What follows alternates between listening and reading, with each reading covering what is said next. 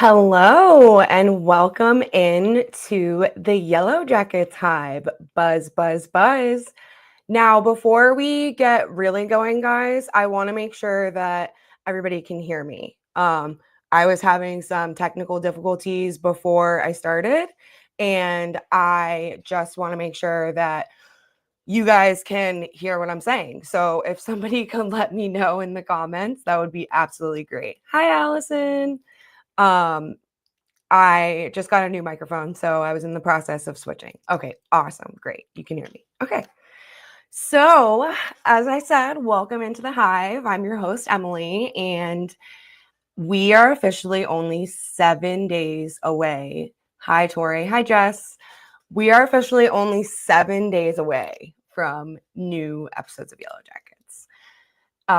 If you're counting, hi Erin, if you're counting it being on Thursday anyways, going into Friday, which if I know my friends who watch the show and all the other diehards that I know, we're all counting it as Thursday.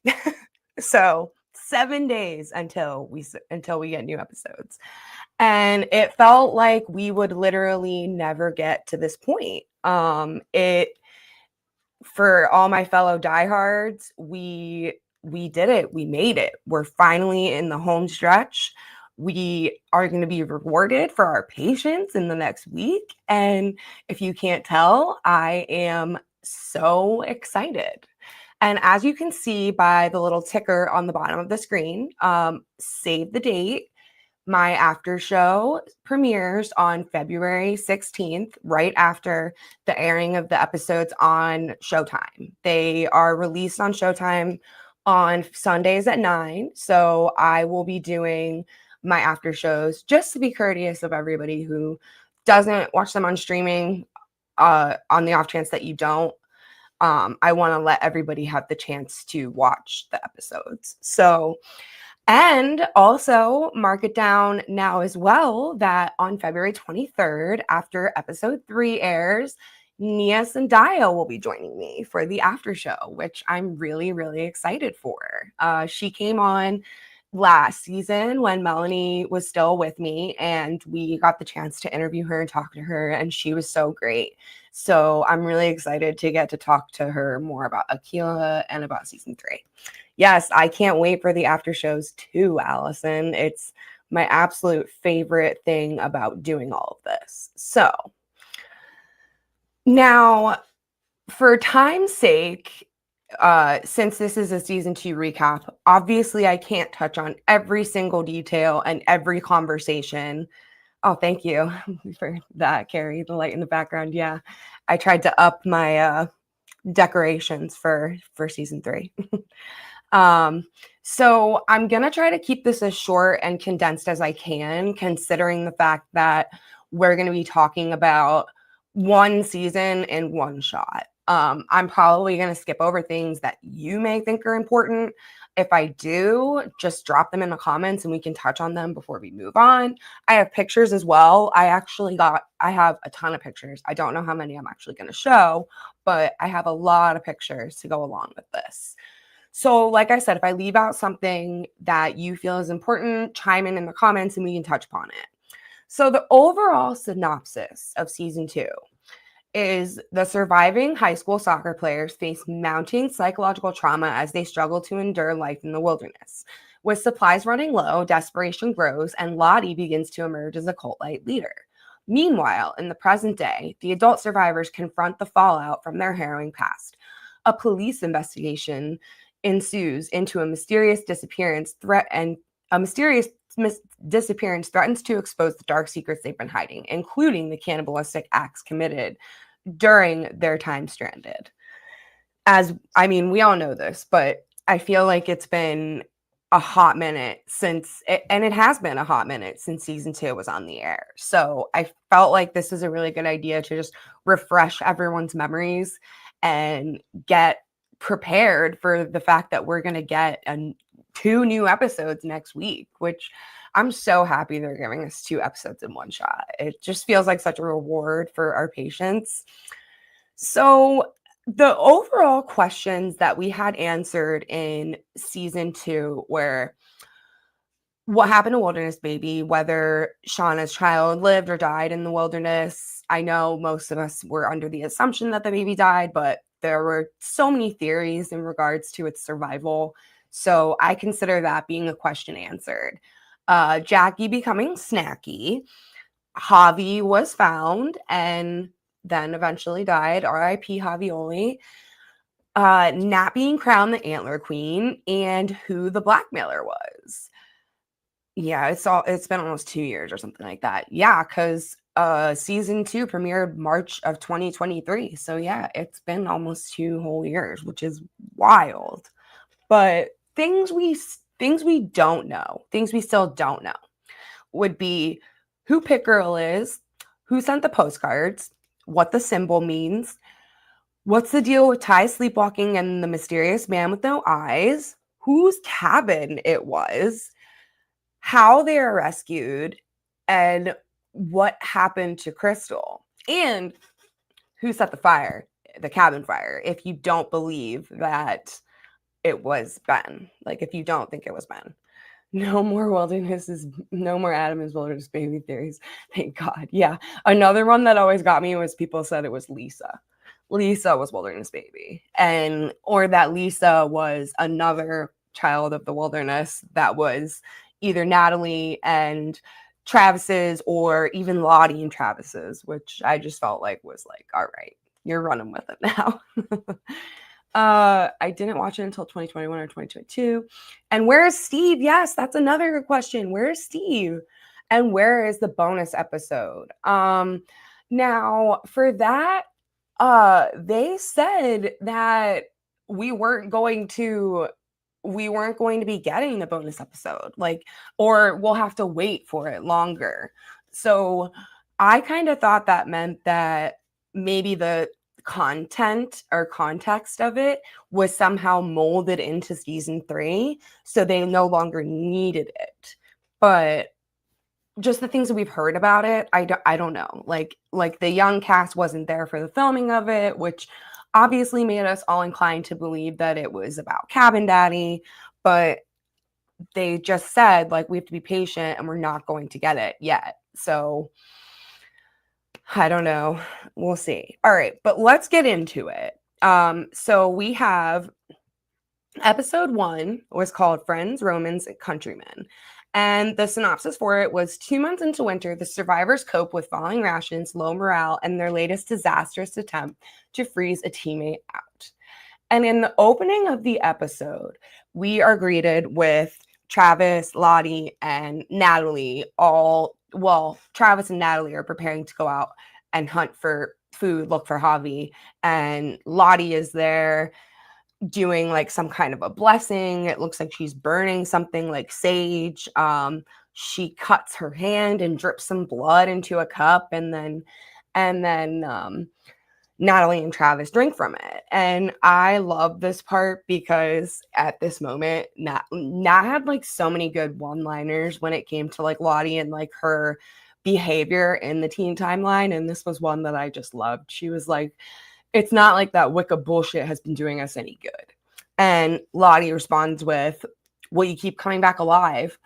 So even though it was the first episode, like, you could tell that Lottie was really taking this belief into the wilderness and what was happening to them so seriously already. Like, and as we know, there was a little bit of a time jump in between the end of season 1 and the beginning of season 2. I think they said 2 months, because that's how long Jackie's body had been in the meat shed for. But we then see a flashback right after this scene, or a flash forward, depending on how you want to look at it, from seeing it after we see the teens, and get a look into 1998 after the girls were rescued. And we see a bunch of them being led out of what looks like some kind of an airport, and they're being hounded by reporters. I don't know about all of you, but I remember visibly seeing Misty, Shauna, Lottie, Natalie, and Ty. Those were the faces that I could very clearly make out in that scene. So it was hard to say who else was present to confirm who was alive, and who was no longer there anymore. In the same sequence, we also see Lottie's parents take her to a treatment facility, claiming that she hasn't been the same since they returned from the wilderness, and they don't know what to do with her. They said she was wandering the house at all hours of the night, not talking, not eating, and they didn't know how to help her. So she gets sent away, and we see shots of her getting electroshock therapy, and it seemingly like makes her better. And she is in her room with her roommate, and her roommate starts to have like a panic attack or something like that, and Lottie tries to calm her down and says like, they'll make you better, they'll help you just like they helped me. And like it was just such a contrast to see her acting like that after watching like what we've already seen of like her belief of what happened to them out in the wilderness. It was like flipping the coin, if you will. The post rescue scene was such a tease. I know. I hope that we get more of that in this season. I really, really do. I think that we could use more context into that timeline. So I'm really hoping. Oh, and Jess says, and Van, I could see her because of her red hair. Well, that makes one of us because I definitely didn't see Van's red hair. But I mean, that wouldn't be surprising because we know that Van survived into adulthood. Amazing that Lottie was the only one institutionalized. Yeah, that's a very good point, because I think it really is kind of shocking that not more of them needed a lot more help to cope and reintegrate back into their normal lives. But directly after this, we are introduced to Lottie, adult Lottie, at Camp Green Pine. And she's giving a speech of some sort in front of her acolytes, saying that, like, we are the ones that make ourselves sick, and that we have control of our destiny. She very much sounded like a cult leader, like saying whatever she thought those people wanted to hear and would appease them and make them want to follow her. So then next up, we see Shauna getting interrogated. And I love this scene so much by Misty to prepare her for her impending interrogation that's inevitable given her relationship with Adam. And Misty was not happy with the way that Shauna handled this interrogation. And she's like, the only thing you're supposed to say to the police is that I want my lawyer. That's why I put it on a cookie. Leave it to Misty. The other arm looks like, I'm sorry, guys. I'm going back through and reading your comments as I go through. What does this say? The other arm looks like a tattoo or something. Wait, what other arm, Jess? On Lottie. Oh, yes. Lottie does have a tattoo, I think, on her arm. But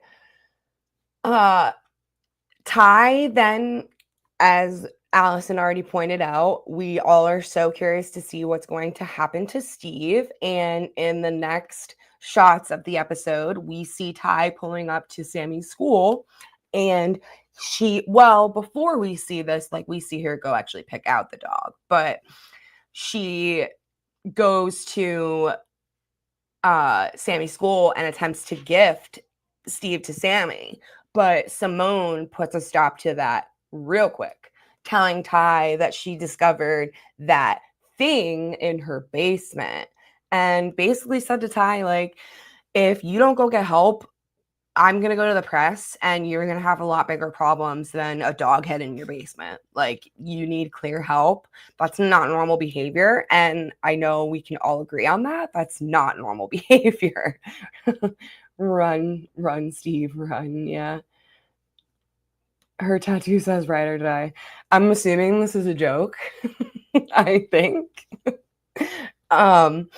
But so yeah, and Ty, like, really genuinely had no idea what Simone was even talking about when Simone brought that up to her, that she didn't know what she was referring to when she said she found that thing in her basement, which just goes to show that she was obviously asleep when she did it, and she had no recollection of it whatsoever.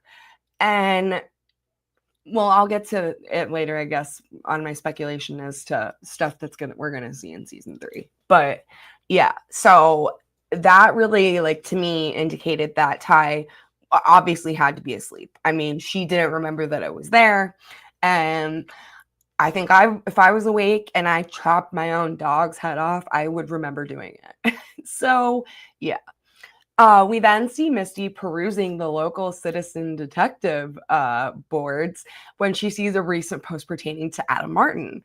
And and it was created by the account Putting the Sick in Forensics. And Misty downvoting that theory on the citizen detective board just gave me such a chuckle, because since this show I have dove so deep into the world of Reddit, and it just reminded me so much of Reddit and how some people will just downvote anything they see.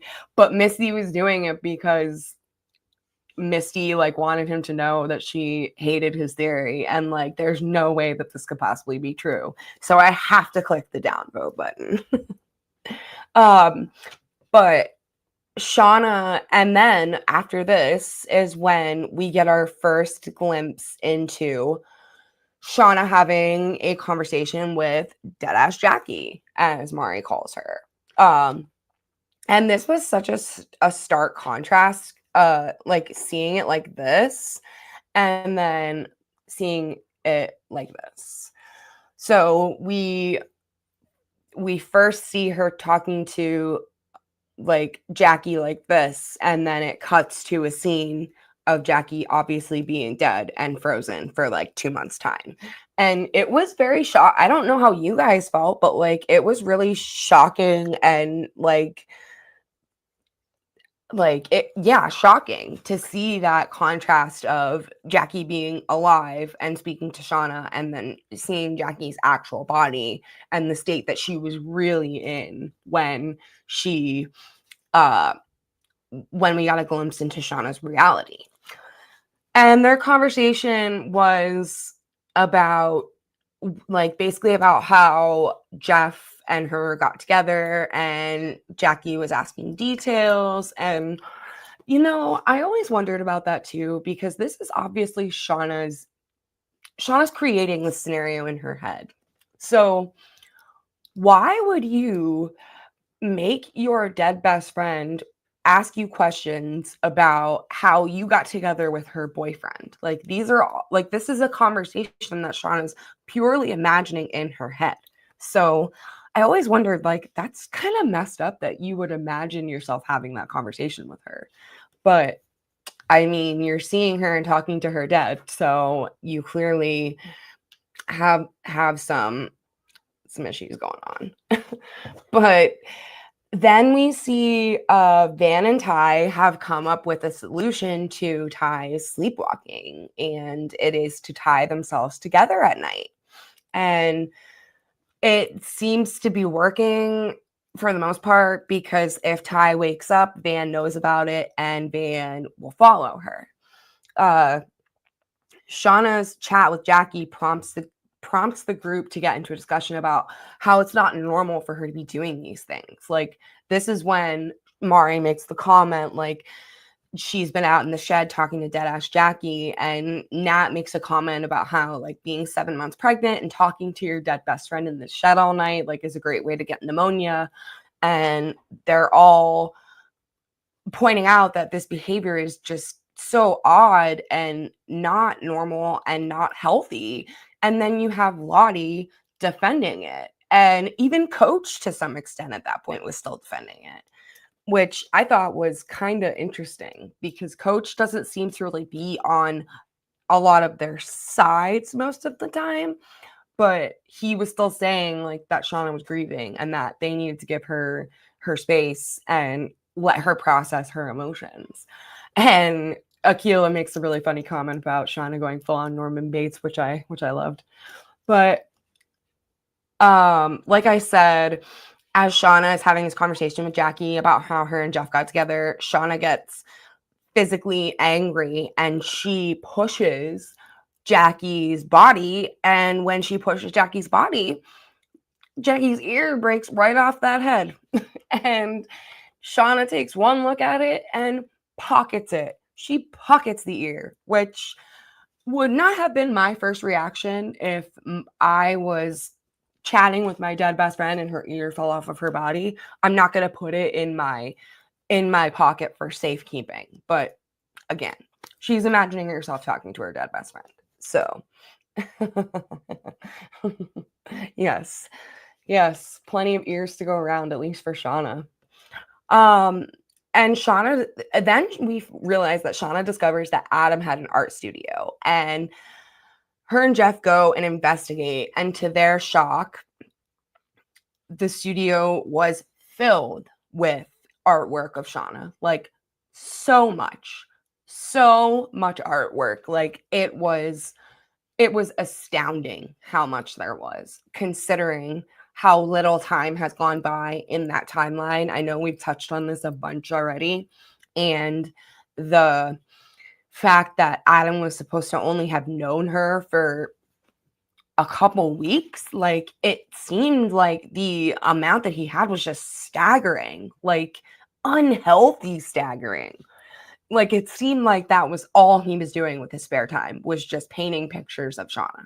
And Shauna never posed for him. So for him to have that much artwork, like it's really creepy. Like I think we can all agree that that was really creepy. And yeah, Adam was crazy obsessed. Yeah, like he played it off like he wasn't too. Like he didn't make it appear like he was over the top about her.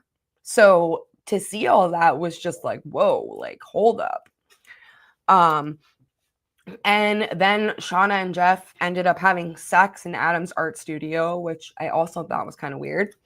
But again, they don't exactly process information in the healthiest of ways, so not shocking. RIP to the guy, but definitely something suspicious about Adam. Yeah, lots suspicious about Adam, for sure. Misty pays a visit to the motel that Nat was staying at to see if she can figure out where she went, and she has a really funny interaction with the hotel clerk. She somehow knows his address, social security number, all his personal information, which is just so Misty to know that and to use it to her advantage and utilize it the way that she did. Just like, that's why I love Misty. Like, that's why she's my favorite character. But so she found out that Natalie paid cash and that she left in the middle of the night. She goes to Nat's room. She does some investigating, and she is sitting on the bed crying or trying not to cry. Don't cry, Misty. Babies cry. And something catches her eye in the door, and she realizes that it very much looks like somebody had tried to force entry into that room. And she's a real good citizen detective if she noticed that, because that little piece of wood that fell off the door frame was like that big. So she was like really searching for any clue that she could possibly find to figure out what had happened to Natalie. And she got a little information and she was like, I knew it. And she was so happy because she realized that meant that Nat didn't leave on her own free will. We then see Missy actually links up with Crystal because she's doing her daily chore of getting the water, and Crystal happens to be on her way to go to the bathroom. Crystal's singing, and Misty tells Crystal to shut up, which Misty doesn't really tell people to shut up. So to see her say that, I was like, okay, for Misty to be annoyed, like it seems like that takes a lot, because she very much wants to belong and doesn't want to go against the status quo. So even if she found someone annoying, like in my opinion, she's not going to tell them that she thinks they're annoying, because that's going to hurt her chances of fitting in with everyone. So But Crystal tells Misty that they can harmonize. And the look in Misty's eyes when Crystal tells her that was like, oh my God, I just found a friend. I'm not going to be alone anymore.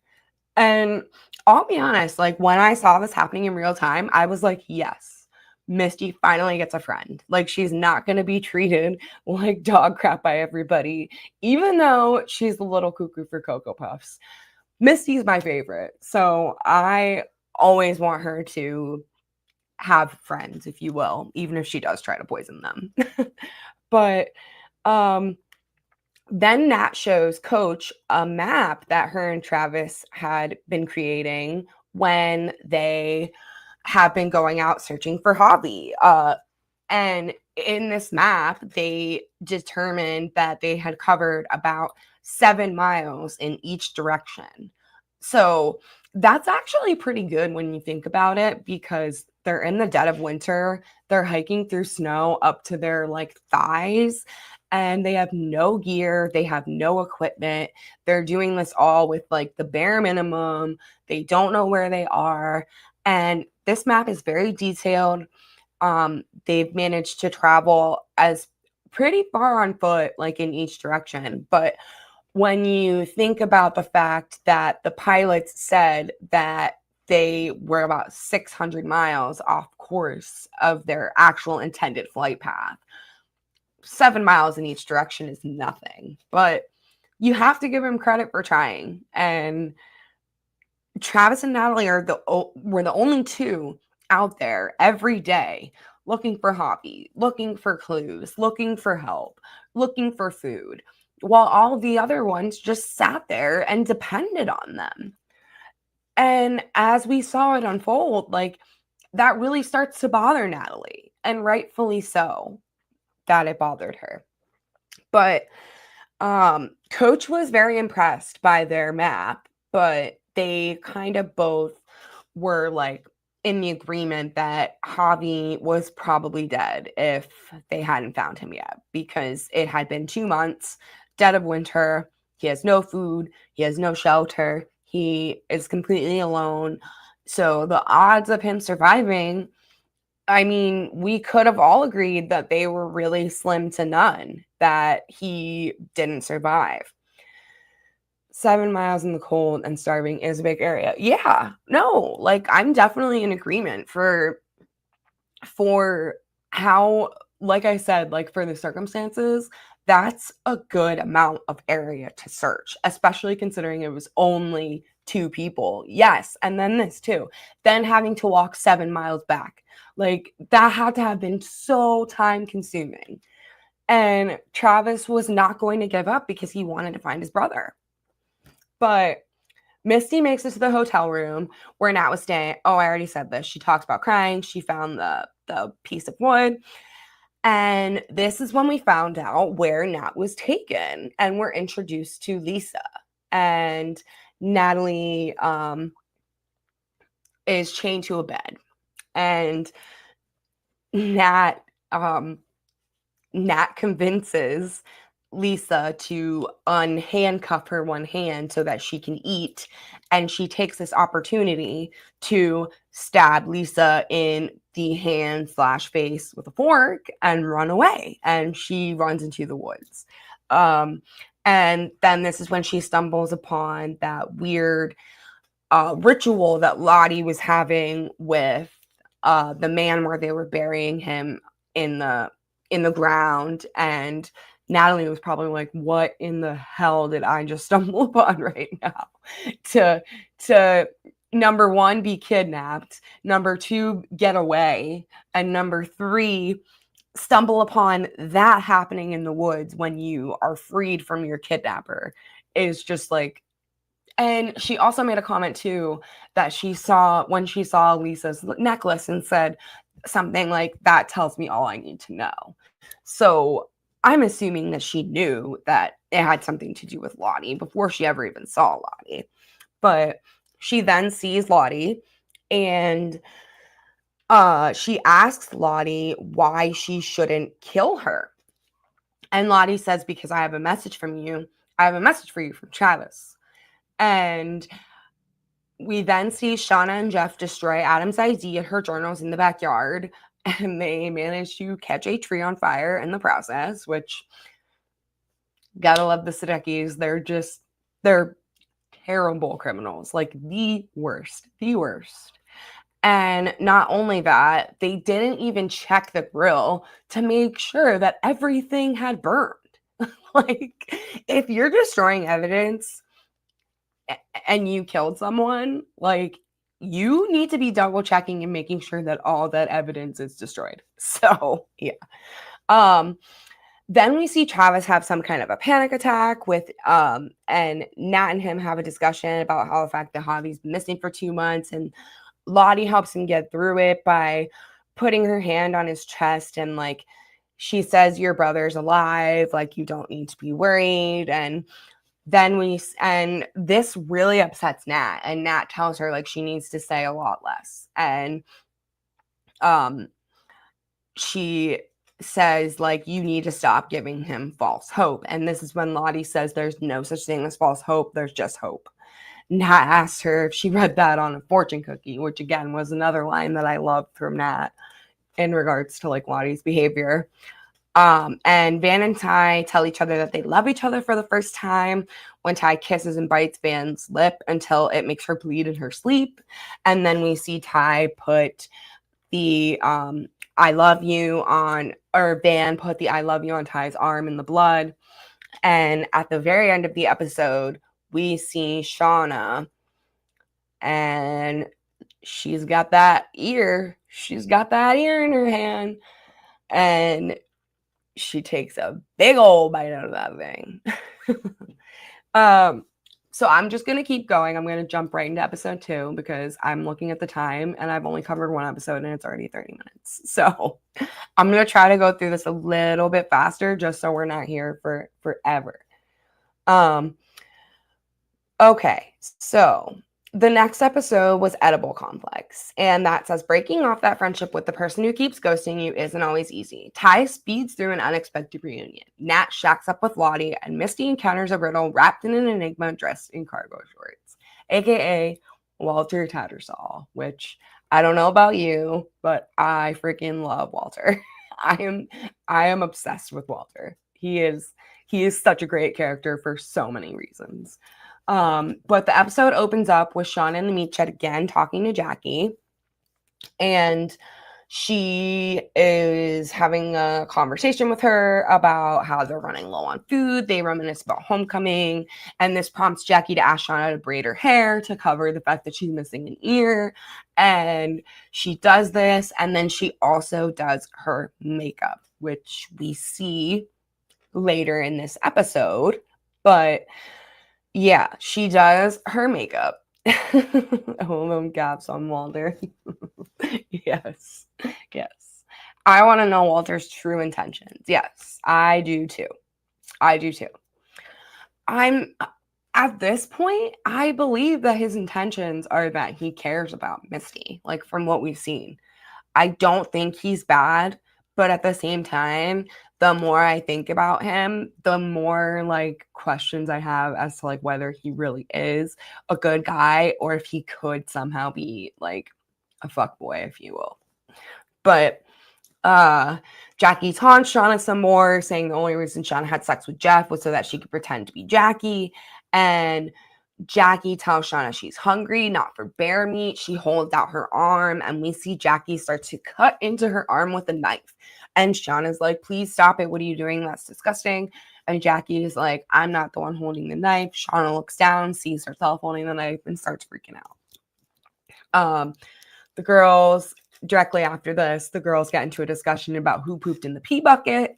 And Ty is actually the one who brings it to everyone's attention. And Nat says, if it's yellow, let it mellow. If it's brown, then just take it outside.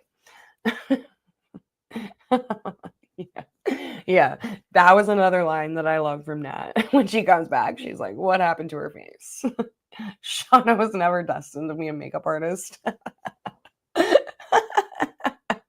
That is so true. She absolutely was clearly not meant to be a makeup artist. No, not in the slightest. But No one fesses up to it, so Ty is forced to get rid of herself. And honestly, I don't know about you guys, but the more I thought about it, like the fact that Ty was the one to notice it, like I think it was her. Like I really do. I really think that Ty was the one that pooped in the pee bucket and she just did it in her sleep. Like I think a lot of things that happened this past season could have been because of Ty and her sleepwalking. And we were made to believe otherwise, aka maybe the cabin burning down. But then we see Callie breaks up with Kyle because he's an insensitive douche. He tries to frame her parents for not caring about her as a good thing. Like he basically is like, oh well, if like you could basically just do whatever you want because your parents don't care. And Callie wants them to care. Callie wants them to be interested in her life, and they're not. And they're too preoccupied with their own stuff and what they have going on. And that upsets her. And I mean, she's at the age where like you need guidance from your parents. Like you're about to go to college. You're going through breakups and relationships for the first time, and you need that parental relationship and that bond. And Callie just doesn't have that with either parent because both of them have just been so absorbed in their own issues. But then we see Van follows Ty when she sleepwalks and she breaks free from the rope tying them together, and Ty is being led through the woods by the man with no eyes. And she follows him. He leads her seemingly to shit cliff, like the cliff that they dump the poop off of. And if it weren't for Van, like who's to say Ty would not have walked over that cliff? And I'm sure all of you caught this, but at that moment when they show her, next to the cliff, like there's a tree there, and you can very clearly see the symbol in the tree, like carved on the tree right next to Shit Cliff. So he led her to yet another symbol tree. But when they get back to the cabin, they have a conversation about why Ty is being led to these trees, and that Ty like has a connection to what's going on. And Van brings up like talking to Lottie, and Ty gets really offended by that and wants nothing to do with Lottie. Doesn't want Lottie to know anything about what's going on with them.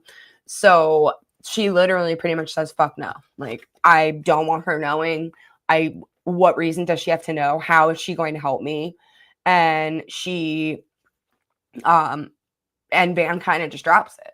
But then we cut to Ty pounding espressos in the adult timeline in a desperate attempt to stay awake, because she found out what she did in her, like she's learning what she did in her sleep, and it's terrifying her, and she doesn't want to give herself opportunities to behave like that again. Nat and Travis go searching for Javi again, and this time they agree to go out alone and part ways, and agreeing on a particular meeting point at a certain time to meet back up.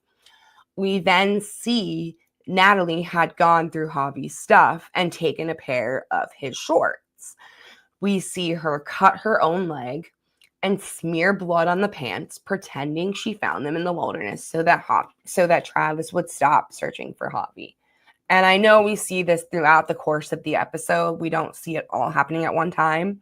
But again, for time purposes, I'm just condensing it down so that we can get through it quicker.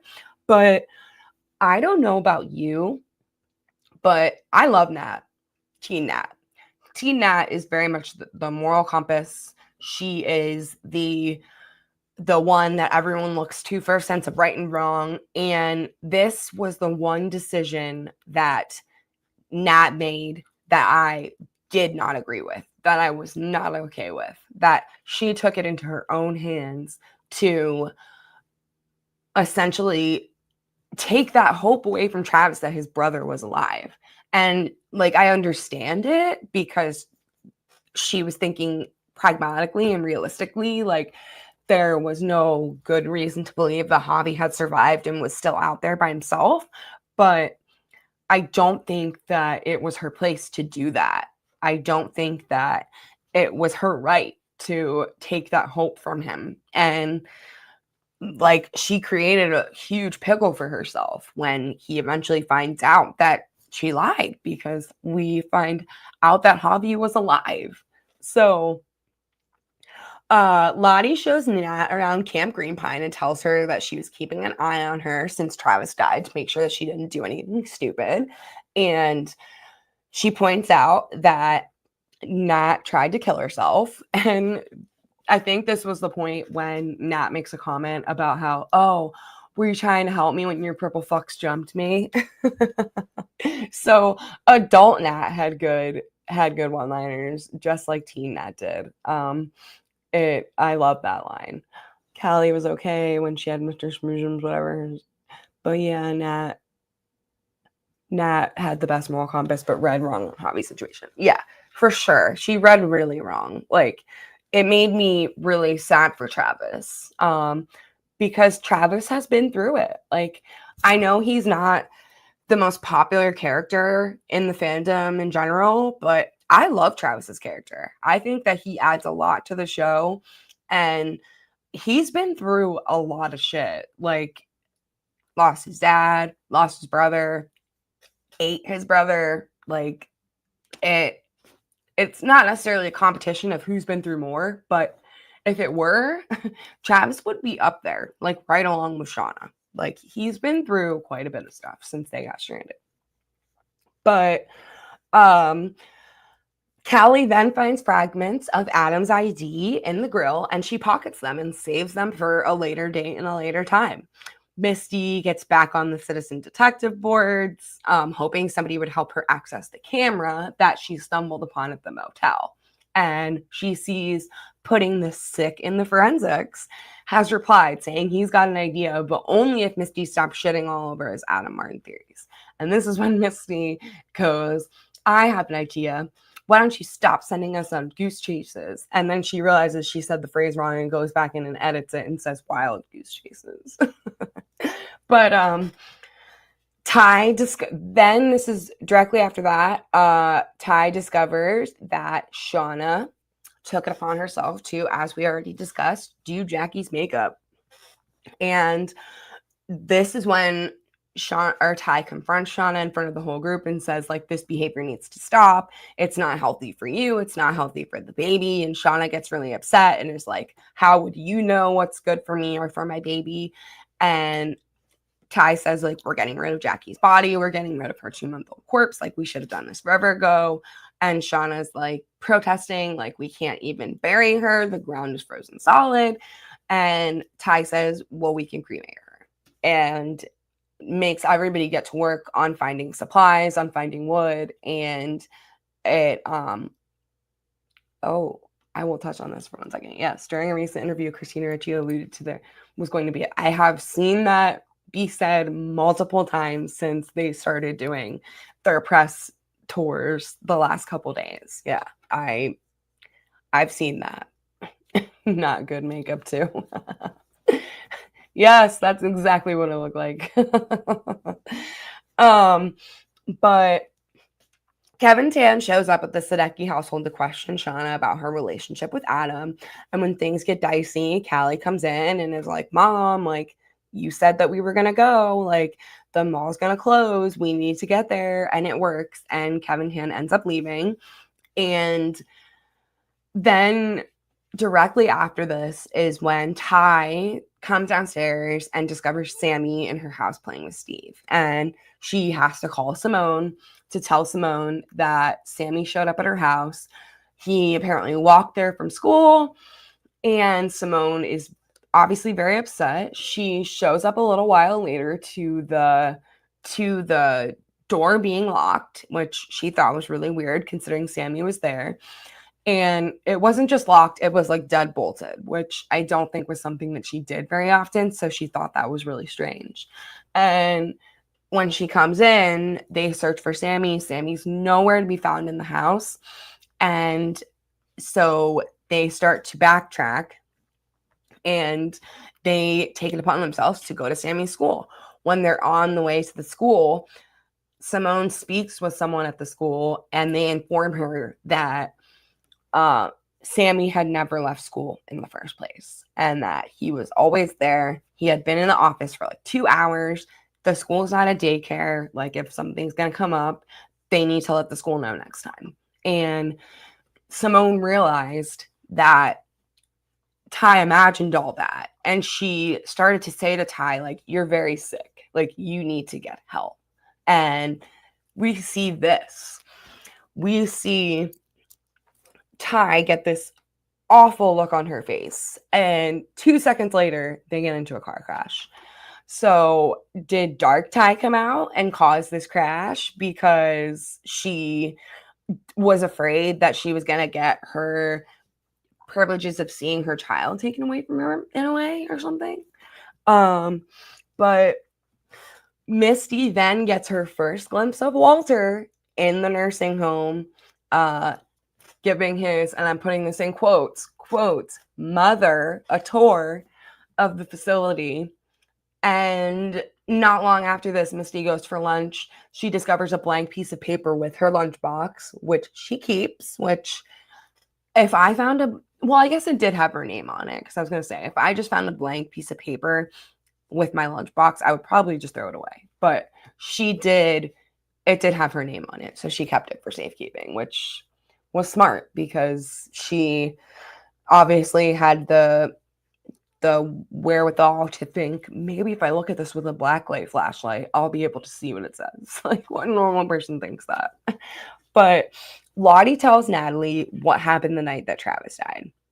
She said Travis called her saying that the wilderness had come back to haunt him and that he knew what needed to be done. He hung up on her before she could get a real explanation. She drives to his house and he tells her that the only way to confront the darkness is to get as close to it as possible. And so she finally calms Travis down, tells him that like he's living in his trauma. And when she fell asleep, and when she woke up, Travis was nowhere to be found, and he had left a note with instructions on how to access his bank account. And a note reading, tell Nat she was right. So Lottie drove to Travis's work. And another question I have is, how did Lottie know that's where Travis was going to be? Like, to find him there, to know that's where he was going to do whatever it is that he was going to do to himself. How did she know that? Like, another question. And when she gets there, she finds him in the barn assembling candles on the ground in the shape of a symbol and attaching a rope to his neck, and says that he's going to pass out so that he can talk to it, and that he will be lowered down from the crane when that's over. But Lottie's like, how were you going to do this if I wasn't here? He didn't really have an answer and said, like, if you don't help me, I'm going to do it anyways. Like, I need to do this. I need to connect with the darkness. And Lottie then agrees to help him. And she lifts him off the ground, presses the button. And when she realizes that he had finally lost consciousness, she presses the button again. And he doesn't come back down. It gets stuck. And this is when Lottie has that vision of Laura Lee who appears, and it startled her, and it made her get distracted from the fact that Travis was literally hanging in midair. But also, when she sees Laura Lee, Travis's body was like only a couple feet off the ground. And then I know you all noticed this, that when she was seeing Laura Lee, that Travis's body literally went up even higher off the ground. So was Lottie still pressing the button and he got lifted up higher? Or was it the wilderness coming into play and lifting Travis up into the air?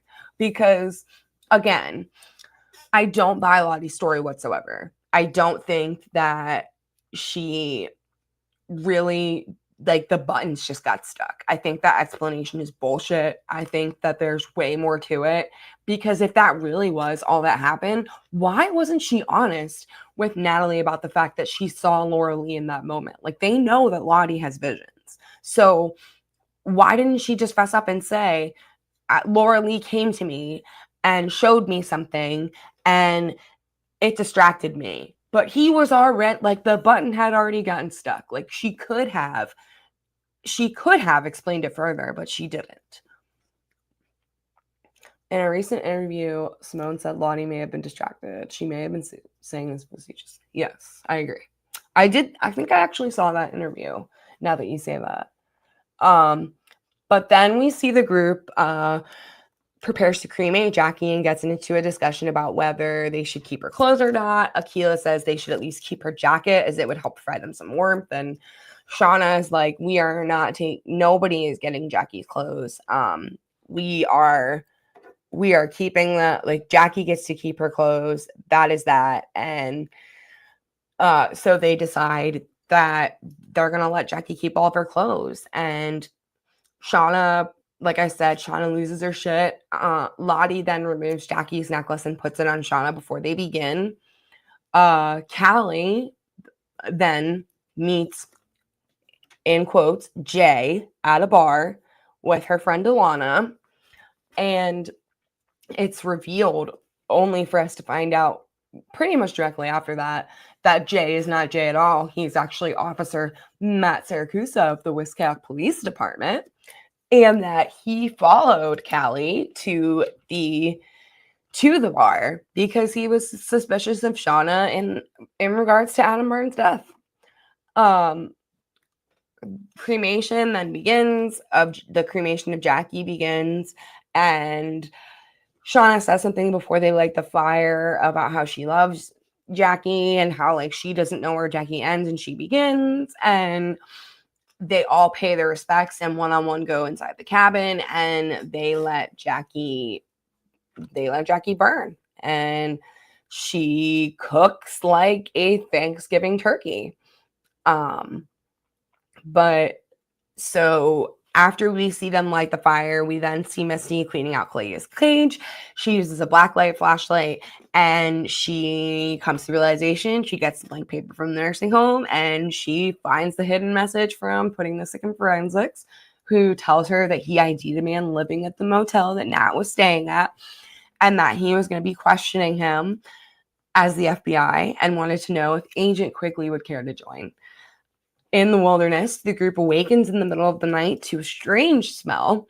They all wander outside and discover that Jackie's corpse was perfectly cooked.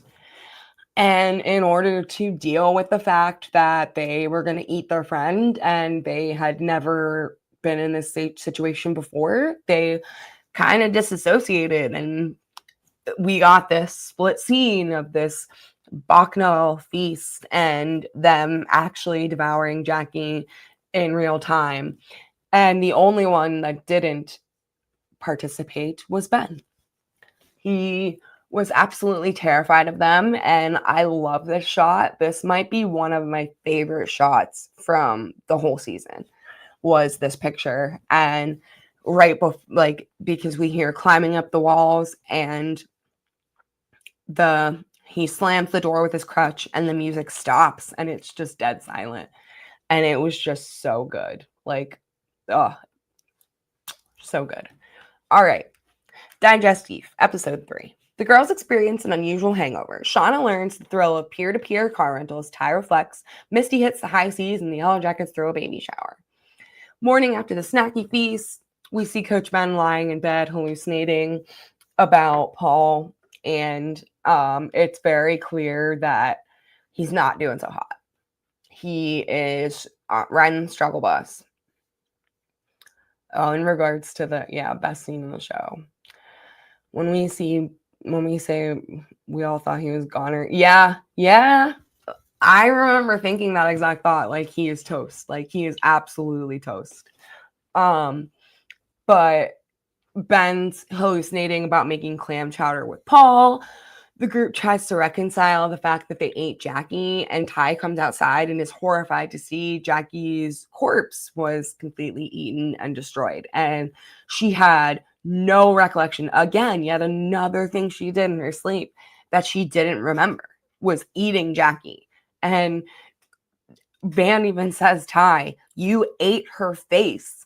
And Ty did not remember. And Ty ended up throwing up and screaming. And like she was so bothered by what she did.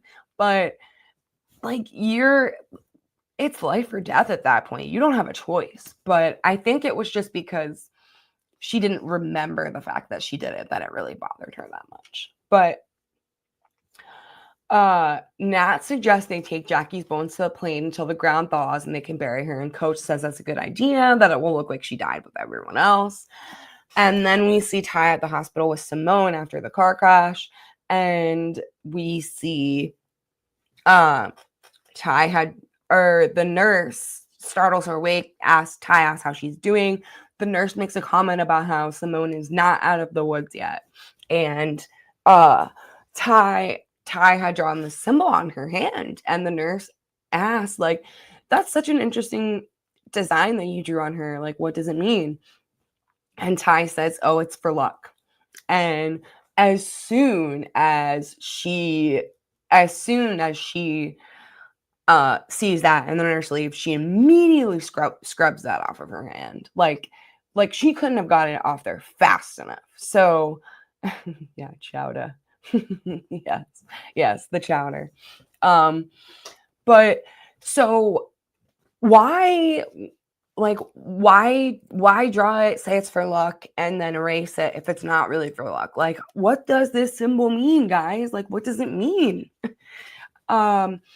Misty's at the boat dock meeting a man who refers to her as Agent African Gray, which, as we all know, that was Walter Tattersall.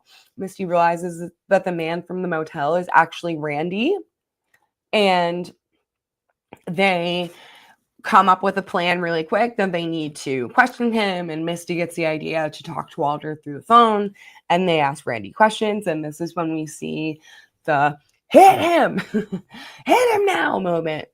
And when Walter is questioning a very confused Randy as to what's going on, and he smacks him, which was hysterical, absolutely hysterical. But then we see Jeff attempt to be spontaneous and take Shauna to Colonial Williamsburg, and he drives them in their van, and they come across a man in the middle of the road, and he acts like he got hit, so they stop, and yes, more Randog in season 3. I agree. I am all for more Randy. But they stopped to make sure that this man was okay, and they actually end up getting carjacked. And I love this scene too, because Shauna ends up with a gun, and Jeff was like, he had a gun. And Shauna's like, now I have the gun. And Jeff is like, well, you should not have that. That is insane. Jeff has so many good one-liners too. He kills me. Like, I know I have friends who are watching right now and in the comments that would be absolutely gutted and devastated if anything happened to Jeff. And I am right there with you. I would be so sad if something happened to Jeff. He is just like the comedic relief that I need, and he brings so many laughs to the screen, in my opinion. He's just so good. But so they get carjacked, and then Lottie shows Nat her beehive at the compound and tells Nat that in the winter, the bees cluster around the queen and vibrate to keep her warm. Upon hatching, the new queen will sting all the other unborn queens to death. And Nat replies with, I can see why you like them. Which I always thought was really interesting too, because I felt like that was foreshadowing. But given the fact that, like, Lottie willingly, like, gives Nat the power at the end of the season, like, that line, like, just, it doesn't really make sense to me anymore. But like, does that mean in season 3, like with Shauna and Nat, like we're gonna see like a power struggle? Because I know like everybody's speculating that, like based off of what we see in the trailers and like what we know about what we're gonna get in season 3, like if there's gonna be that power struggle between the two of them. And if that's like what she could be referring to, the fact that there is a struggle for power between multiple girls in the teen timeline throughout the course of their time out there, like the leader changes hands again and again and again. But the group then decides to throw Shauna a baby shower, and we see them all making various gifts. And Misty decides to give a monologue from Steel Magnolia. Steel Magnolias as her gift, which is such a Misty thing to do because it was a monologue about a dead daughter, and Shauna's about to have a baby. So there goes Misty being completely inappropriate again.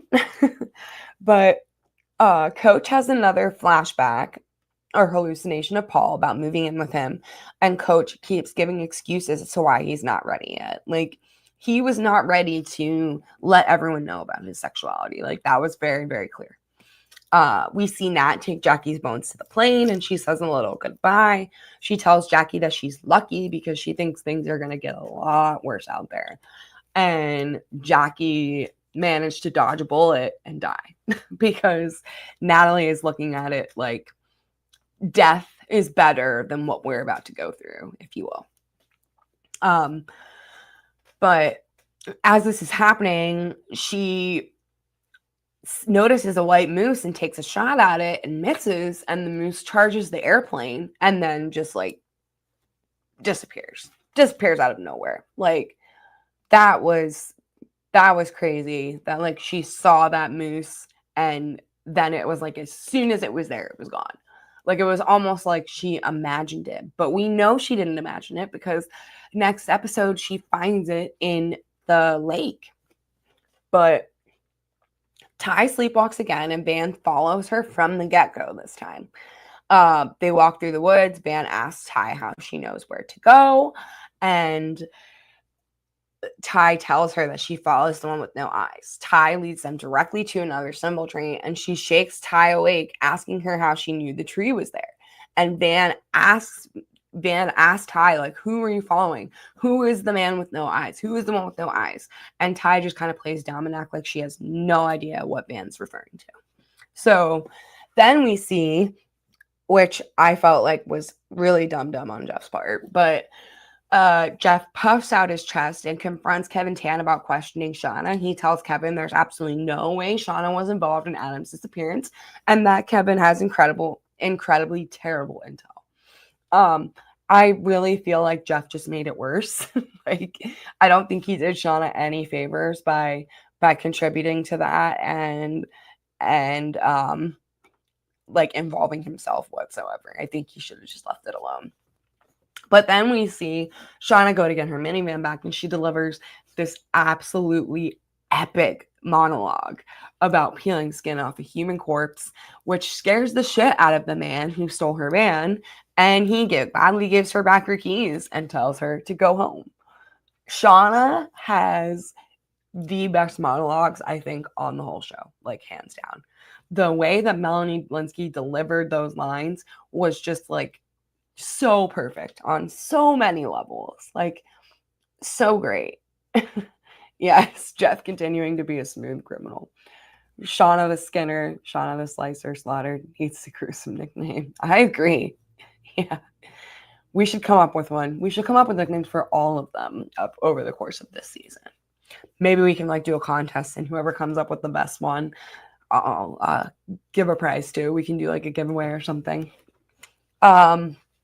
But so Shauna gets her minivan back, and then Coach Scott envisions Paul yet again, telling Paul that he had quit, which makes Paul question as to whether Coach is going to nationals with the team. And Coach said he decided not to go and do what made him happy, which was be with Paul. And they hug, and a news report comes on TV that Flight 2525 never reached its destination, and it's revealed to be a hallucination and not a flashback at all. They have the baby shower for Shauna, complete with Misty's Steel Magnolia's monologue. Then we see Ty see the other Ty in the adult timeline in the hospital. She sees her in the mirror and she's mouthing go to her, which really confuses Ty, and she has no idea like what she could be referring to. But so Ty then gets her campaign manager's car and calls Jessica Roberts, getting no answer, but she leaves the hospital. Misty and Walter realize they may be able to track the purple people down by the credit card used at the vending machine at the hotel. Misty asks Walter why she keeps downvoting his Adam Martin theories, and Misty explains that she's doing it because she knows Adam's mom, and Adam's mom is a nice woman, and like she wanted to be respectful of that. And later that night, Walter texts Misty telling her that the credit card came from Cherry Corners and why, and asks her if she's up for a road trip. At the baby shower, Lotta gives Shauna a baby blanket with the symbol stitched into it, which kind of causes a little bit of like a kerfuffle among the girls. Like some of them are like, well, one of them is like, why would you give her that creepy blanket with that creepy symbol stitched onto it and we don't even know what it means? And Natalie's like, well, it was surrounding a dead guy's body. Like, how can it have anything good? Like, how can it have a good connotation whatsoever? And then at this moment, Shauna gets a nosebleed directly on the symbol, and we hear pounding on the roof of the cabin, and it's revealed that a bunch of birds flew into the roof and ended up killing themselves. And they go outside, and Lottie suggests that they collect the birds and says we should gather its blessings. And at the very end of the episode, Lottie envisions her beehives in the adult timeline filled with blood, only to realize that it was again a hallucination. Season 2 was filled with a lot of hallucinations. Like, oh, I like these. Ty the Trekker, Mari the Miserable, Mischievous Misty, Nat the Necessary, Mari the Miserable. I like that one. The Butcher of Wiskayak. Yeah, I actually wrote an article last year about the show, and it was titled Shauna Sadecki, The Butcher of Wiskayak. So yeah, that would fit. But moving on. Okay, old wounds. Number 4. Relive your youth by hitting the road. Take a road trip with your child. Go on vacation with a new friend. Hitchhike if you must. Just make sure you pack a good playlist for the road. Some recommendations from us. Anything you can do, you get what you give. Instinct, a famous composition by Frank Comstock. And absolutely nothing from Starlight Express. So Van follows Ty again and is somehow led directly to a symbol tree. When Ty wakes up, Van tells her that something inside of her knows that these trees are there. And this like kind of upsets Ty. Like, she does not like that. She doesn't like the idea that like she could have any connection to anything that's happening to them. Like, she wants nothing to do with it. But Fugue Ty takes a trip to Jessica Roberts and leaves the file about the remaining survivors. And when she wakes up, she finds herself on the side of the road in bumblefuck with no gas, and she takes the file, gets out of the car, and starts walking. We then see Nat and Lisa too. Oh, thank you, Angela. So excited. Yes, I'm so excited too. But Nat and Lisa take a little road trip to the farmer's market with Lottie's permission, and Lisa reveals that she wants to go somewhere while they are on their way to the farmer's market. She wants to take a trip to her mother's house. Misty and Walter begin their road trip. Walter attempts to distract Misty by pulling a bunch of cassette tapes with various musicals on them, and Misty accuses him, "You're one of those Yellow Jackets obsessives. And while I'm honored to be your favorite Yellow Jacket, I'm not going to tell you anything about what happened out there." She was very insistent that Walter was not going to know anything that went on. And I loved how she was like, "And well, I'm flattered to be your favorite Yellow Jacket." And Walter like claps back at her and is like, "You being Yellow Jacket is like the least interesting thing about you. Like, no offense, but that was like 30 years ago." And Misty's like 25. um, and he said that he just really wanted to know what it was like to work on alongside the incomparable African Grey. Like, this was really because he digs Misty, like, not because of who Misty is, but because, like, not because of what Misty's went through, but because of who she is as a person. She's an interesting character. Shauna questions who's been stealing the bear meat in the team timeline from the shed, and nobody fesses up. Mari chimes in, looking at Coach, saying it was probably him. He thinks he's so much better than us. And then he says, what if it was me? Would you eat me? And I loved that moment. I really loved that moment. I felt like it was going to be like an oh shit moment. Like, I couldn't believe that he actually had the audacity to say that, given the fact that, like, he really can't defend himself. And he knows what these girls are capable of now. Like, he's seen it in action. So, this prompts an argument between Mari and Natalie about the fact that they have no food, and the only food that they've had as of late was because of Lottie. And Nat then proposes a contest between Lottie and herself, the winner being whoever comes back with food for dinner. And they were like not okay with this. Like, they didn't find it fair. But then you have Mari, who's like, Lottie doesn't need a gun.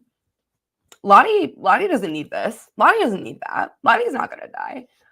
Lottie's going to go out into the wilderness with no weapons, and she'll just sing to the animals like Snow White and bring them to us. Like, the thoughts that they had in regards to Lottie, like, were just batshit. Like, they were like expecting her to be able to just like summon things. Misty, the Madam of Mushrooms.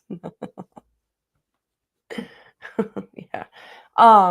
But so then Lottie finds out that in the adult timeline, Lottie finds out that her regular psychiatrist was on sabbatical.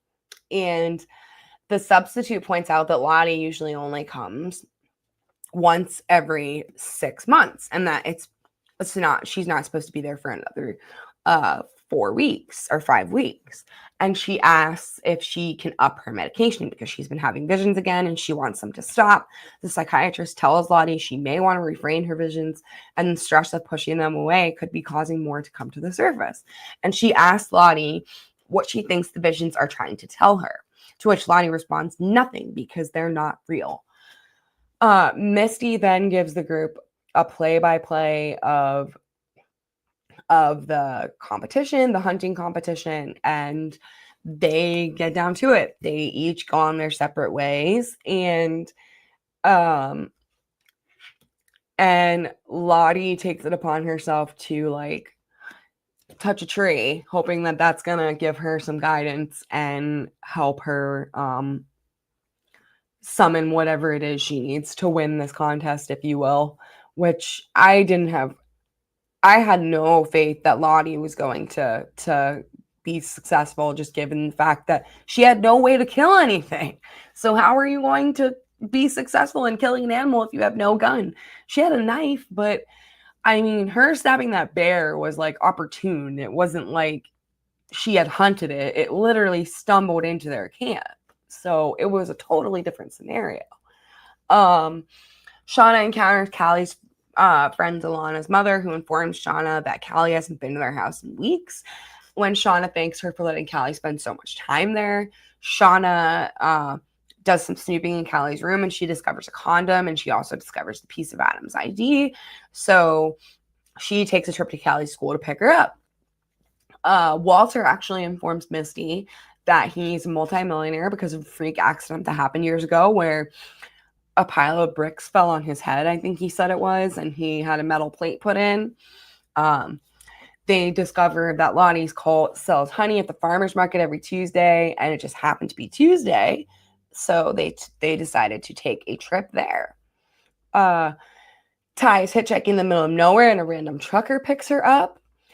We then hear Mari say that she's hearing the mysterious dripping noise and ask the rest of the group to help her look for it, where it may be coming from. And Akila agrees to help her. And this is where Akila stumbles upon Nugget, finds Nugget in the closet, keeps him a secret, tucks them in her pocket.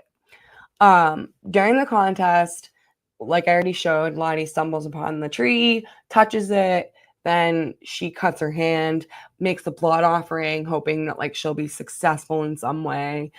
And we see Nat find the moose tracks and follow them to the lake. And she realizes that the white moose that she saw the other day was frozen in the surface of the lake. Lisa and Nat make a pit stop at Lisa's mom so she can see her fish, the 14th gilly. And things do not go well there whatsoever. They are their interaction with her mom is less than enthusiastic, let's put it that way. Lisa's mom is, in my opinion, very condescending. She was basically saying, Lisa, like, you're not okay. Like, I know what's best for you. Like, you need to stop pretending like you know how to be an adult, and you need to rely on me because I know what's best for you. And it just really rubbed me the wrong way, the way that Lisa's mom was talking to her. And it rubbed Natalie the wrong way too, because Nat comes to her defense, and that really upsets Lisa. So they eventually leave. And Lisa was very upset that they had to leave because of her fish. And Natalie spit Lisa's fish into a cup of water and said, here's your fucking fish. So if nothing positive except for the fact that Lisa got her fish came out of that situation, I would consider that a win in my book. But Shauna drives Callie to the middle of nowhere, and it was very much Tony Soprano style, in my opinion. It was like, you're going to listen to me and you're going to listen to me good, and nobody else is going to hear what we're talking about, and this is confidential and stays between the two of us, and you need to listen and pay attention, and I don't want you distracted. Like, and she told Callie literally everything. Like, and I don't know about you guys, but like, that really shocked me that she was willing to explain everything to Callie. Like, that's a lot of information to give to a 16-year-old about the fact that you killed someone, about the fact that your husband's involved, that you thought you were being blackmailed. Like, there's just so many factors that come into play. And Shauna tells Callie that she can't tell anybody about this. And Callie obviously agrees. So it's revealed that Van has been making a map of the symbols with like of the trees that Ty had led her to in the wilderness, which created the shape of the symbol, which when the season was airing, I speculated that this was going to happen. And this was probably the thing I was the most proud about, that I managed to speculate correctly. I guessed that Van was going to be making her own map in the shape of the symbol. And as we can see in this picture, it's very clear that's literally exactly what she did. But I mean, Ty kind of like tries to shake it off as like, you could put random points on the map anywhere and make it look like that. But I mean, they believe what they want to believe. We then see more Paul hallucinations. Misty and Walter don't end up making it to the farmer's market in time, so they head to a bed and breakfast for the night, where they check in, and there's a hilarious montage of both of them like checking into their rooms, checking behind the bedboard, checking the remotes, bagging the remotes, checking the phones. Like, the lengths that they went to when they checked into those rooms was just absolutely hysterical. Yeah, Shauna's Tony Soprano stature. Yes, I agree. She very much gave off Tony Soprano vibes in that scene for sure. But so then we see Nat head back to the cabin to let the others know about her discovery of the moose, and Mari begins to protest about how they said that the rules were that nobody could have any help. And Coach is like, yeah, but this is about fucking food. Like, we don't want to starve. And they all head out to help. Lottie wanders through the woods with her hand dripping blood, and she stumbles upon the plane that Laura Lee flew, and it blew up in season 1. And when she goes into the plane, there's a hatch. Leonard is there. Excuse me, Laura Lee's necklace is there. And she climbs down the hatch, goes through what appears to be an elevator of some kind, and then she's smack dab in the middle of a shopping mall. And she finds her teammates in the food court, including Laura Lee, who looks suspiciously like Alice in Wonderland, which makes sense because Lottie went down the rabbit hole, if you will.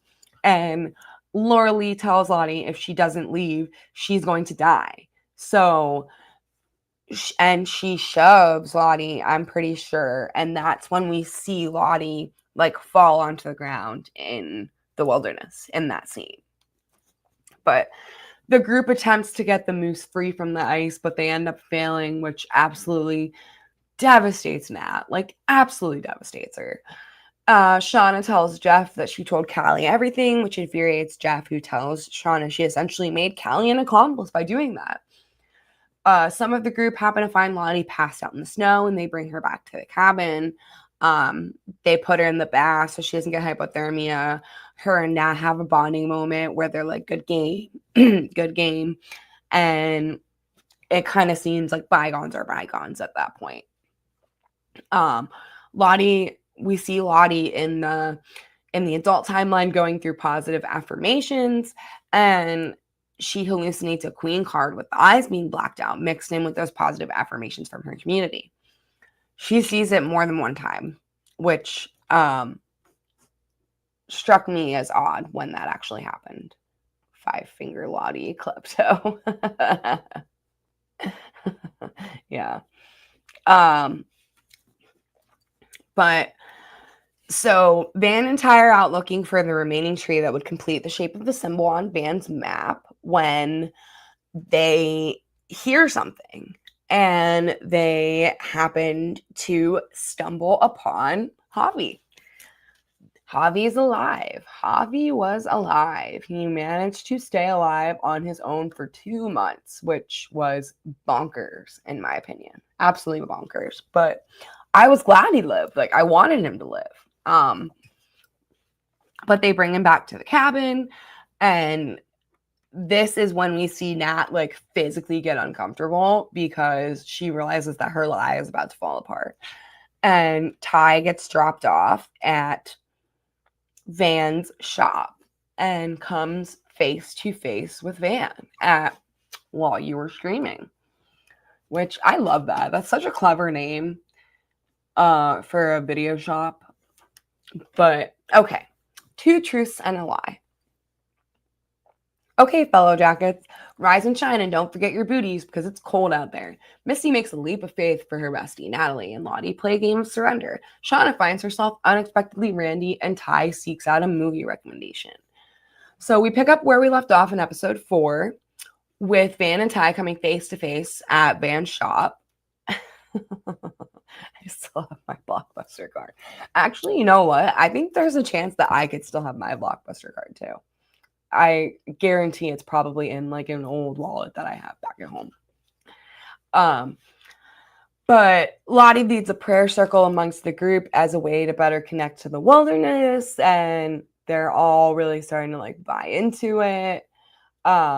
We see Callie at the bowling alley with Jay. She attempts to sexually hustle him by scoring a strike and saying that if she does so, he has to kiss her, but he tells her he wants to take things slow. He gets up to use the bathroom, and the waitress brings the check over. Callie notices the name on the check says M. Siracusa, not J. So she does some digging, only to uncover he's actually a cop from Wiskaya PD.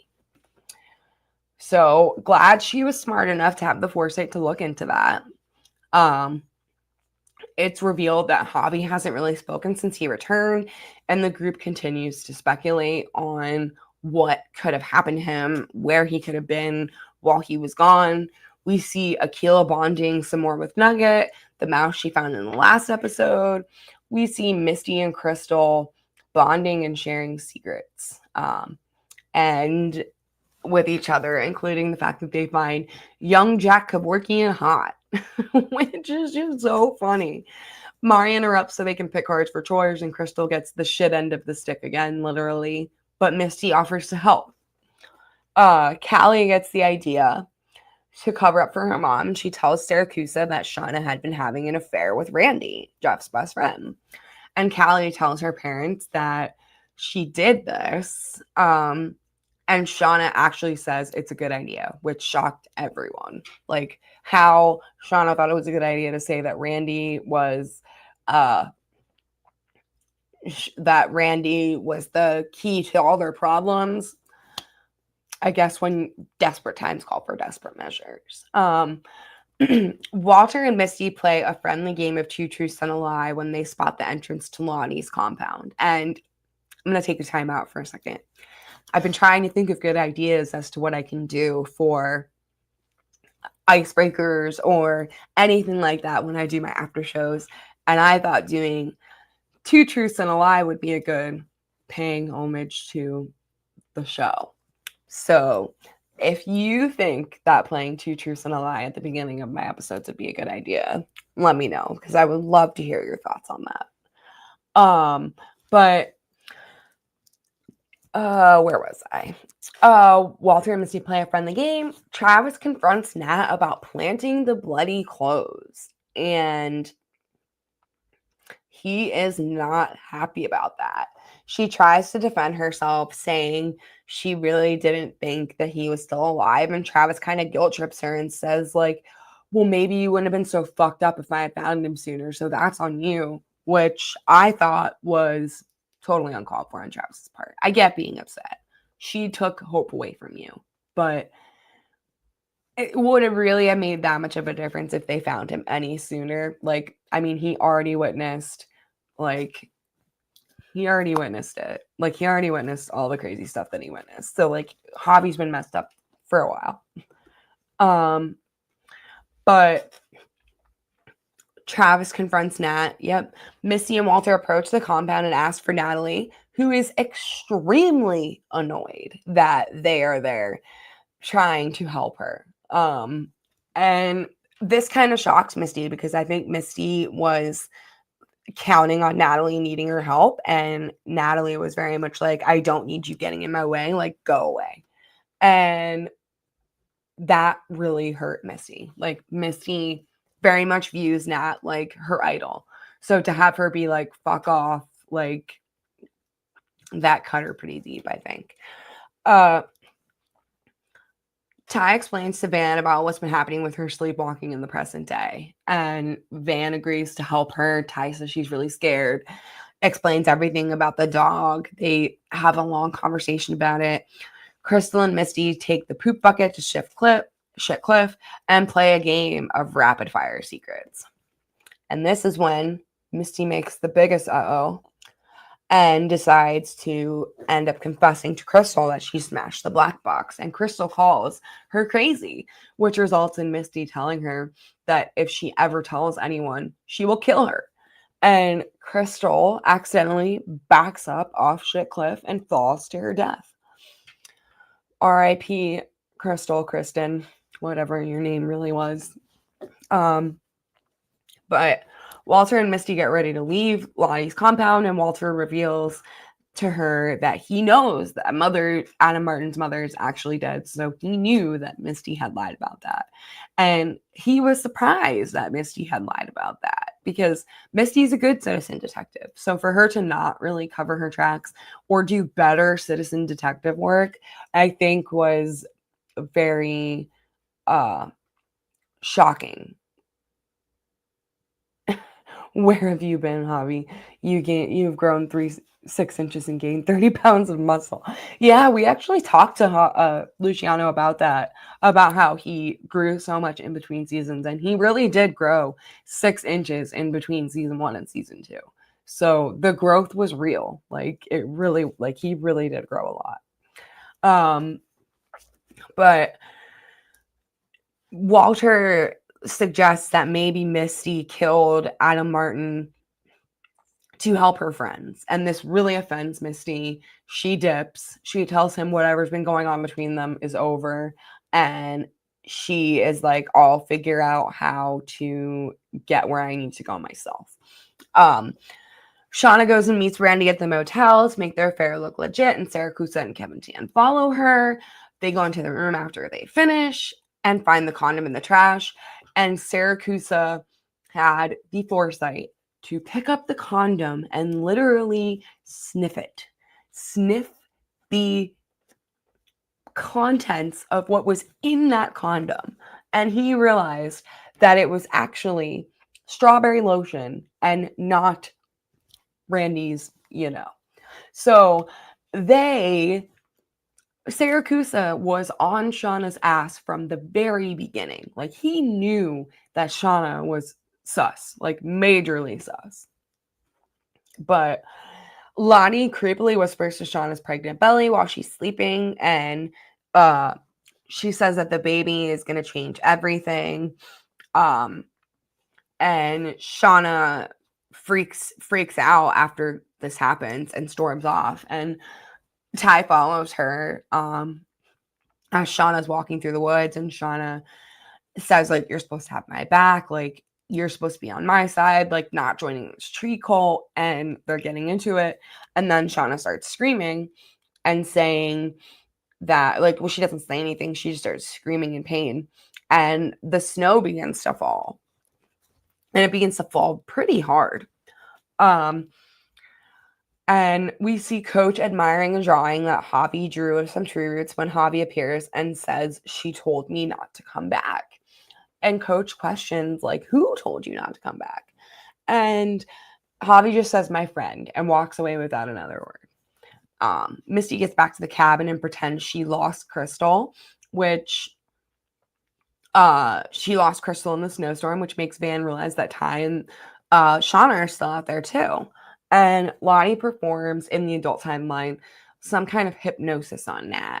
And it makes Nat have a flashback of her and Travis post-wilderness as adults. And it's revealed that she had an overdose. And when she had this overdose, she had a vision of the Antler Queen. And Lottie, this is when Nat was kind of like, we brought it back with us. The darkness, like, it's always been in us. It's always been with us. And so then at this moment, like, we see Natalie laying her head in Lottie's lap, and Lottie sees the Antler Queen's shadow, like, in the room, which I love that scene too. I thought that was really cool. And at the very end of the episode, Ty and Shauna make it back to the cabin just in time for Shauna to go through labor. So then we have Key, the hardest episode to watch. I just rewatched all of season 2 with my husband, and seeing this episode quite a few times, but I still cry every single time. So I am going to try to get through this one as quick as possible, because I know it's a very emotional episode for a bunch of us, and it's just really heavy material. So, trapped inside on a snow day, the Yellow Jackets revisit the highlights and humiliations and traumas of health class. Thaisa and Van help each other kindly rewind. Misty explores joining a Cosmic American tribute band. Lisa helps Natalie carp the day, and Shauna gets a pop quiz on her cookie reading assignment. This one really happened to someone that a friend's girlfriend's second cousin knew, I swear. Episode opens up with a pre-crash flashback of the group sitting in health class being led by Coach Ben. And they're watching a video on childbirth, and we see Jeff pass Shauna a note, and Shauna tries to play it off as Jeff was asking, this is an interesting thought. Sorry, guys. When Javi was bowing to the tree, was it his cave tree? Maybe he was squatting. It's totally possible. Yeah. We'll get to that in a little bit. But Shauna tells Jeff that Jackie's favorite flowers are poppies to make it look like nothing suspicious was going on. And Shauna's clearly in labor. Misty checks in at Lottie's compound, hands over her cell phone, being told that there's a landline for emergencies. Lottie appears and is like, Misty, well, what are you doing here? But it'd probably be a good idea if you stay for Nat's benefit and maybe even your own. And I love this part because Misty, like, makes a line about how Lottie's probably doing routine tax evasion, like, because she has a coal, and that's just such a Misty line, like, so good.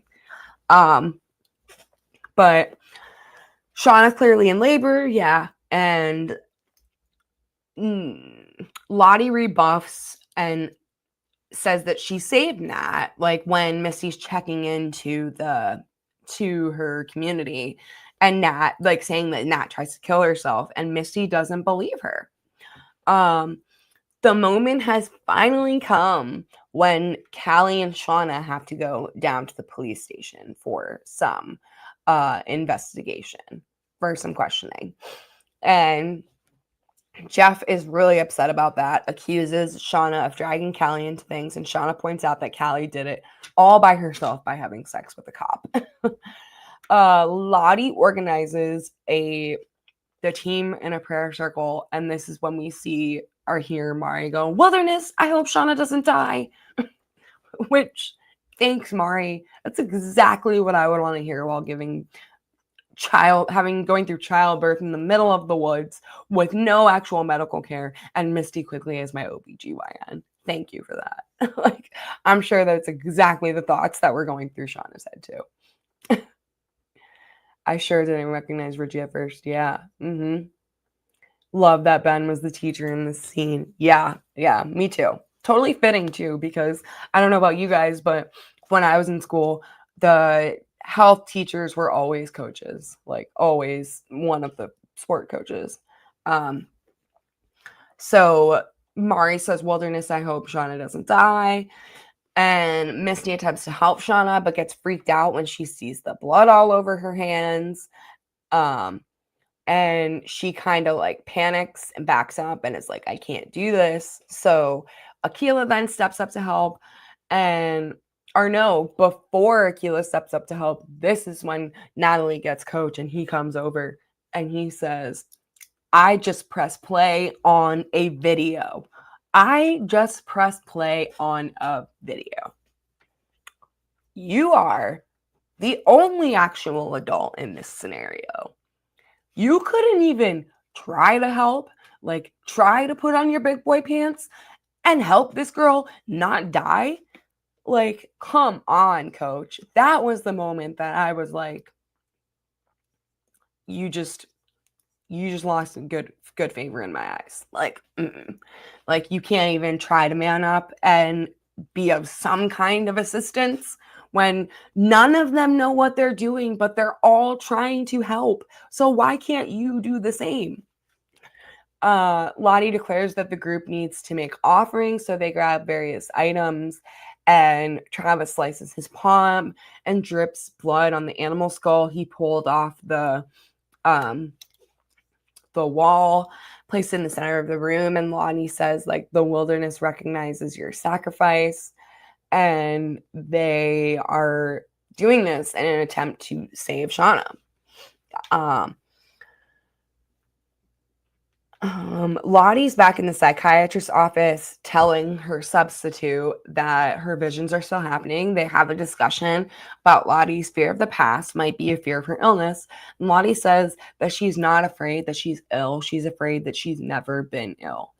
Lottie begins to talk about the power the wilderness held over them and tells her that it made them do terrible things in its name, and that she thought that they left it out there, but they brought it back with them. Coach Scott hallucinates Paul again, and this time they're playing charades. And this is when we start to see that the hallucinations that he was having are starting to really mesh with his reality. They, like, elements of real life and hallucination were like melding together. Like, it looked like elements of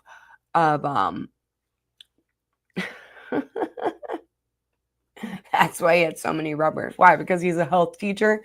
Oh, be safe, kids.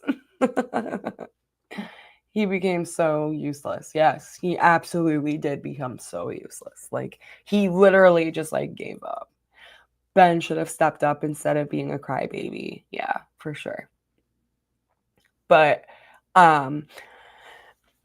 Coach, he's hallucinating Paul. Then Shauna is screaming, and Akila says the baby is coming. Ty says the baby looks purple, and Akila says that it's the placenta, which, when I heard that information that the placenta was coming out first. I had a sense that there was no way that things were going to end up okay, because that is completely backwards and not the way that childbirth is supposed to happen. It instantly made me afraid for Shauna and for the survival of the child, like immediately. Um, but Akila tells her to keep pushing. She removes the placenta. Misty's crying in front of the sink, and Lottie convinces her to like snap out of it and says, like, we need you to help us. We need you to help her save the baby. Shauna and Callie get questioned by the police, with Saracusa questioning Shauna and Kevin Tan questioning Callie. And love this moment too, because Saracusa and Shauna have a conversation about Shauna not liking Callie, and Shauna confesses that she never wanted to be a mom at all. But Callie puts on a sob story to Kevin about how Matt lied to her and told her he loved her and that she was a virgin when she met him. And Kevin tells her lying to the police is a chargeable offense. And Callie says, well, fucking charge me then. We'll see who a jury believes, especially after they asked me to describe his weird ass balls. I freaking love that scene so much. It was such a good one. It really was. I have heard a theory that Ben was hooking up with Coach Martinez. That's why he had so many rubbers. This is what caused me.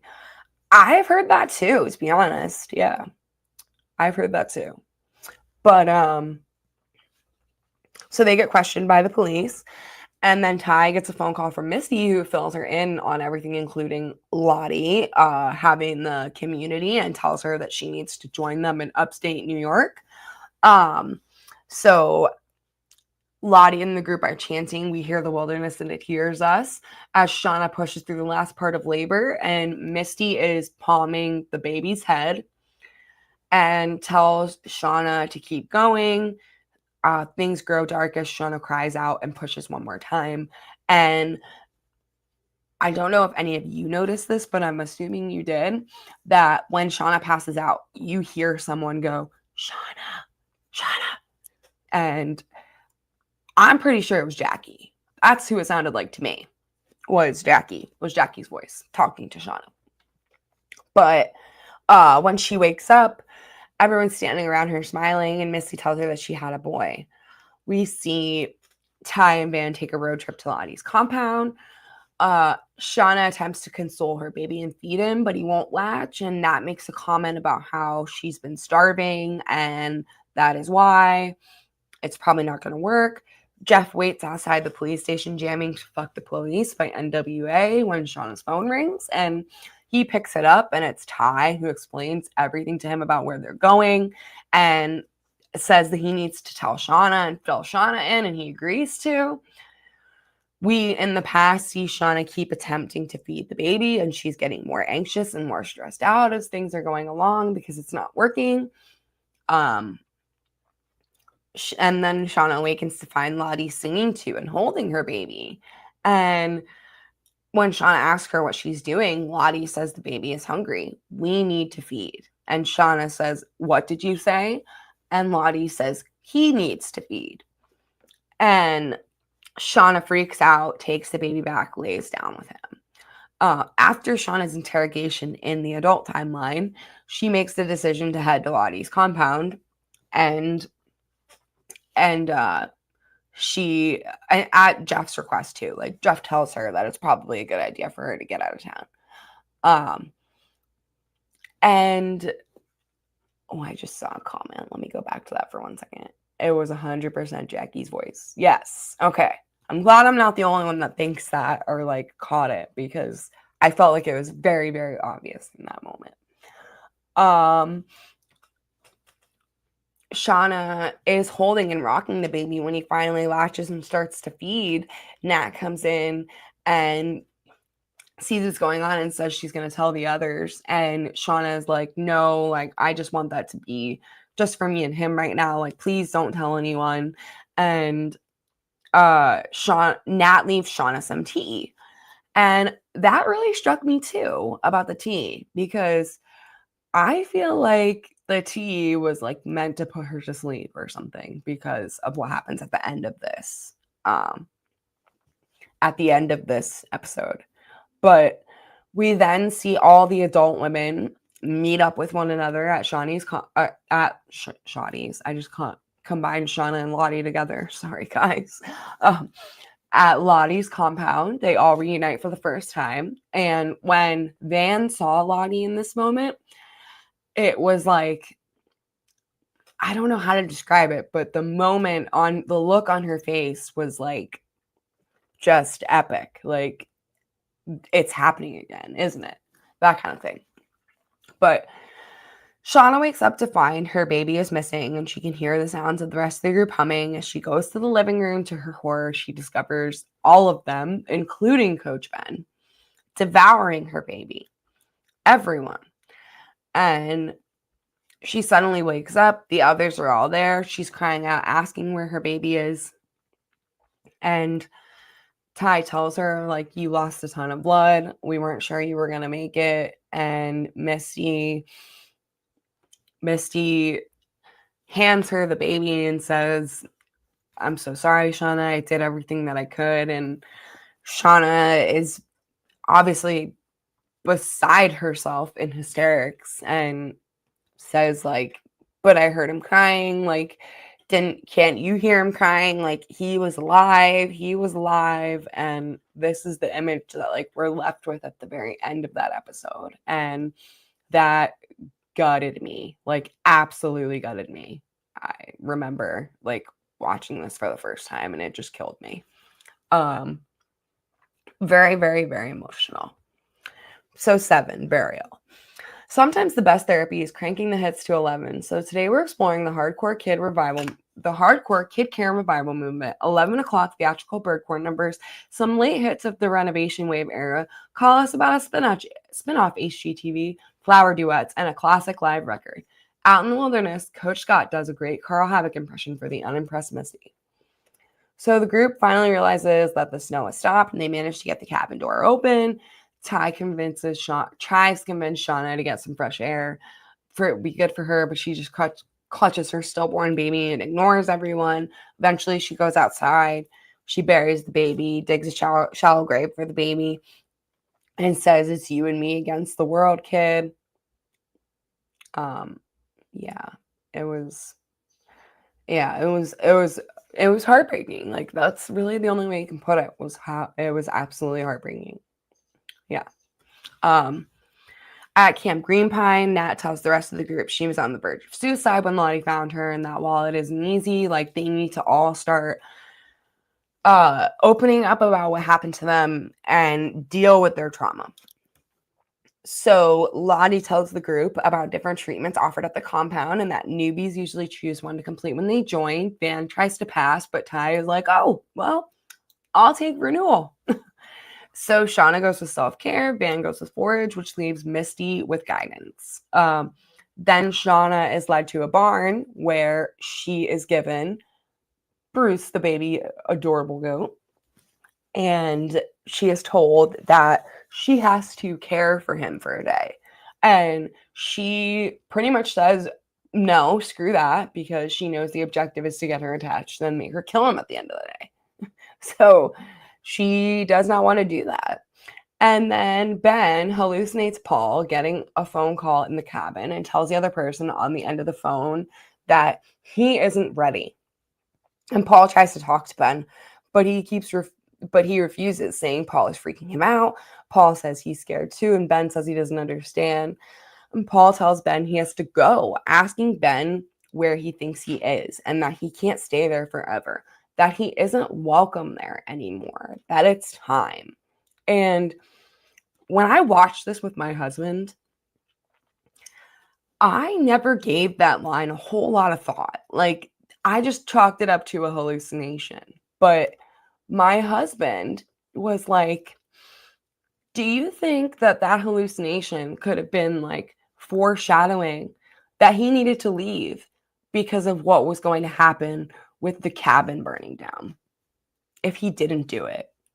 Like, was that something speaking to Ben and telling Ben, it's not safe here for you anymore, you need to go? And I was like, my husband's not really like a theory guy. So for him to say that, I was a little bit surprised, and it really made me think about it for a second. Like, it's very possible that that could have been like what they were going for. Like, you need to leave. Shit's about to get real crazy. I'm curious as to why it didn't belong there anymore. Yeah. But Ben doesn't belong with that group. No. Yeah, no, I agree. Ben doesn't belong with that group.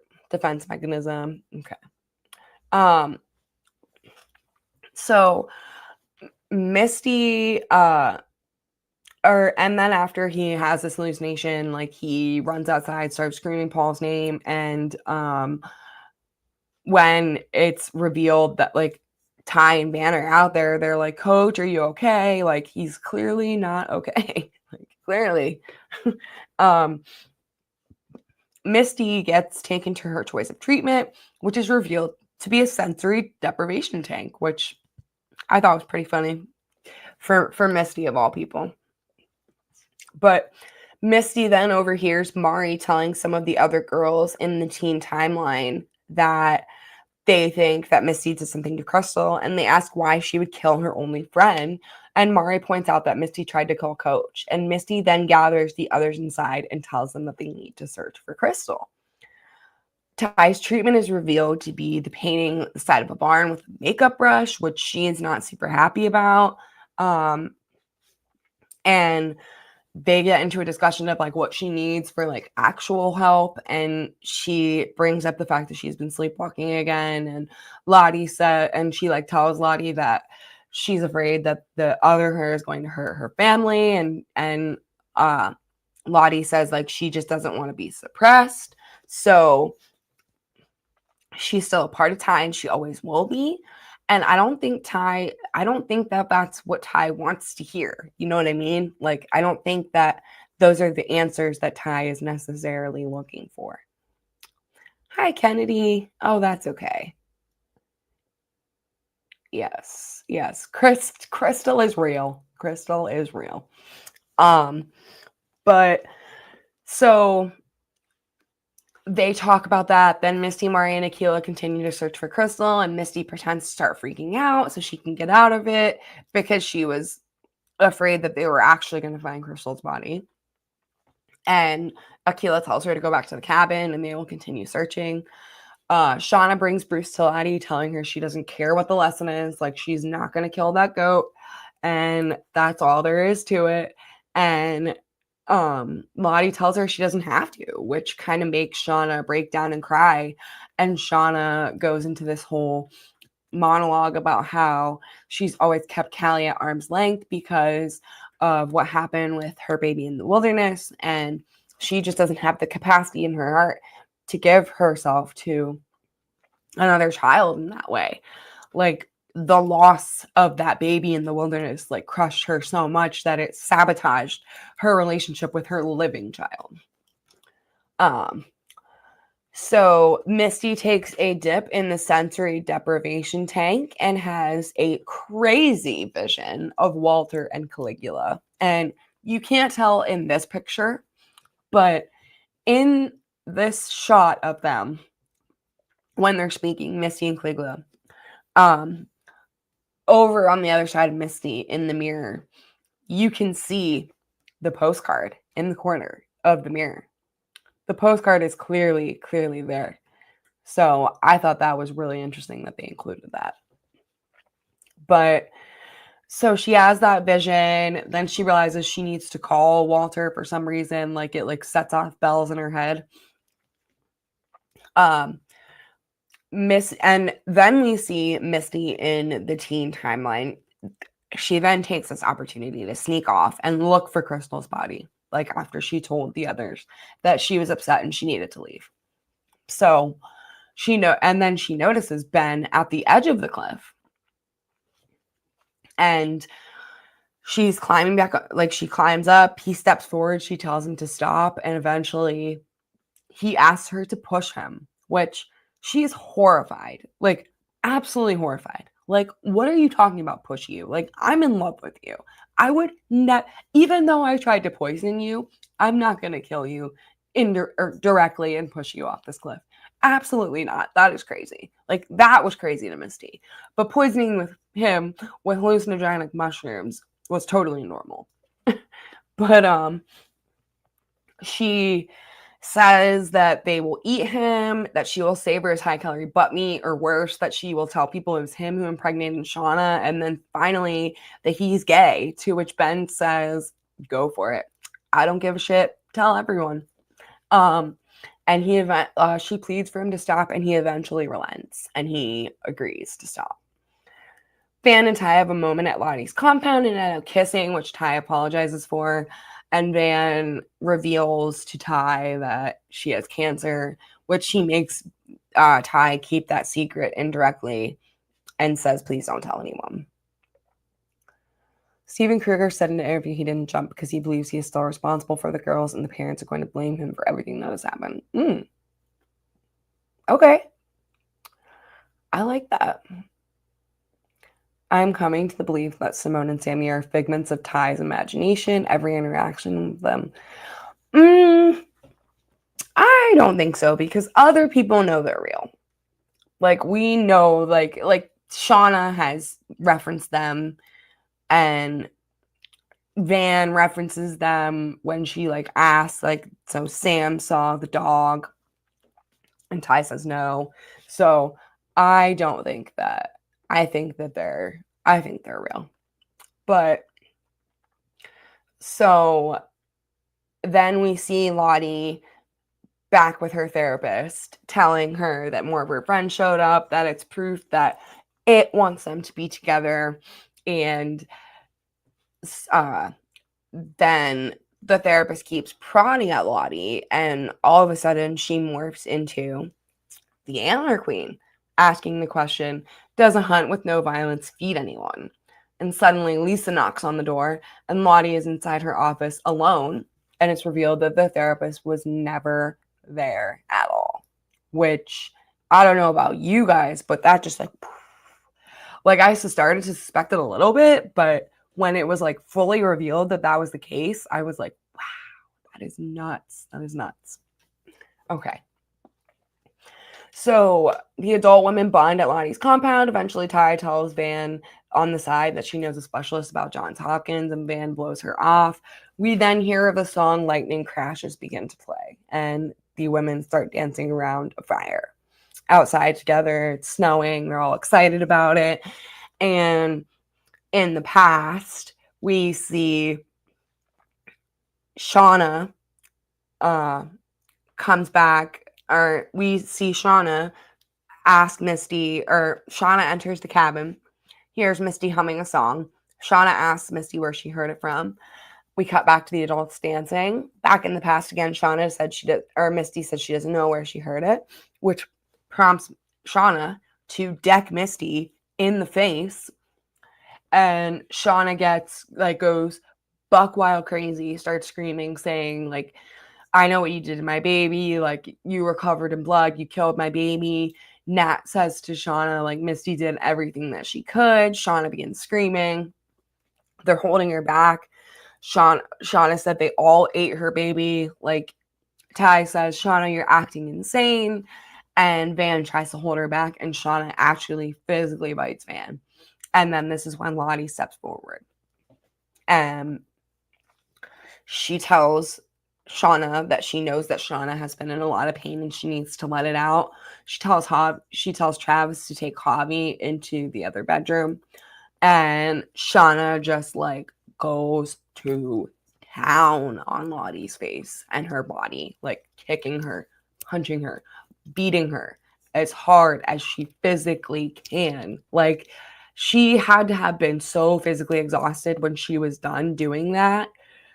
It just and she made sure Lottie was still coherent enough to answer, and then she takes it upon herself to go outside and ice her hands in the snow. And then we see the adult women, and one of Lottie's acolytes comes out to the fire where they're all gathered and tells Shauna she has a phone call. Shauna goes inside and takes the phone call thinking it might have been something that happened to Callie. Alanis Morissette was the Antler Queen in Lottie's hallucination. I know I saw an interview. Oh, wow. That is cool. I did not know that. That is really interesting information. Thank you, Dustin, for sharing that. But, so they reveal that Adam's body was found at the end of episode 7. Okay, got 2 more episodes to go. I'm going to try to get through these as quick as possible because I can't believe I've been talking for 2 hours already. Thanks for hanging out with me through this long, guys. This has been fun. Okay, it chooses. Shh. It's only going to get a little worse from here. Despite the whole winter is never going to end thing, the 1999 New Jersey State girls soccer champions decide to start their spring training early with an impromptu cardio session. Callie encounters an old flame. Van proves goalies never say die. Most of the adults intentionally commune in the sharing shack. And Lottie, baby, I hear the Blues are calling for tossed salad and scrambled eggs. Mercy. Okay, so Misty and Mari are tending to a badly beaten Lottie, with Mari complaining about having to do so, of course, and Misty tells her to shut up, which I absolutely loved, and it made me so happy that somebody finally put Mari in her place for once. Akila is seen bonding with her little pet mouse Nugget, and Ty comes over and asks her what she's doing, and she sees the dead mouse in Akila's hand, and Akila doesn't realize that the mouse is dead. And Ty points out that that thing is dead, and Akila sees that it's a shriveled up skeleton in her hand, which is I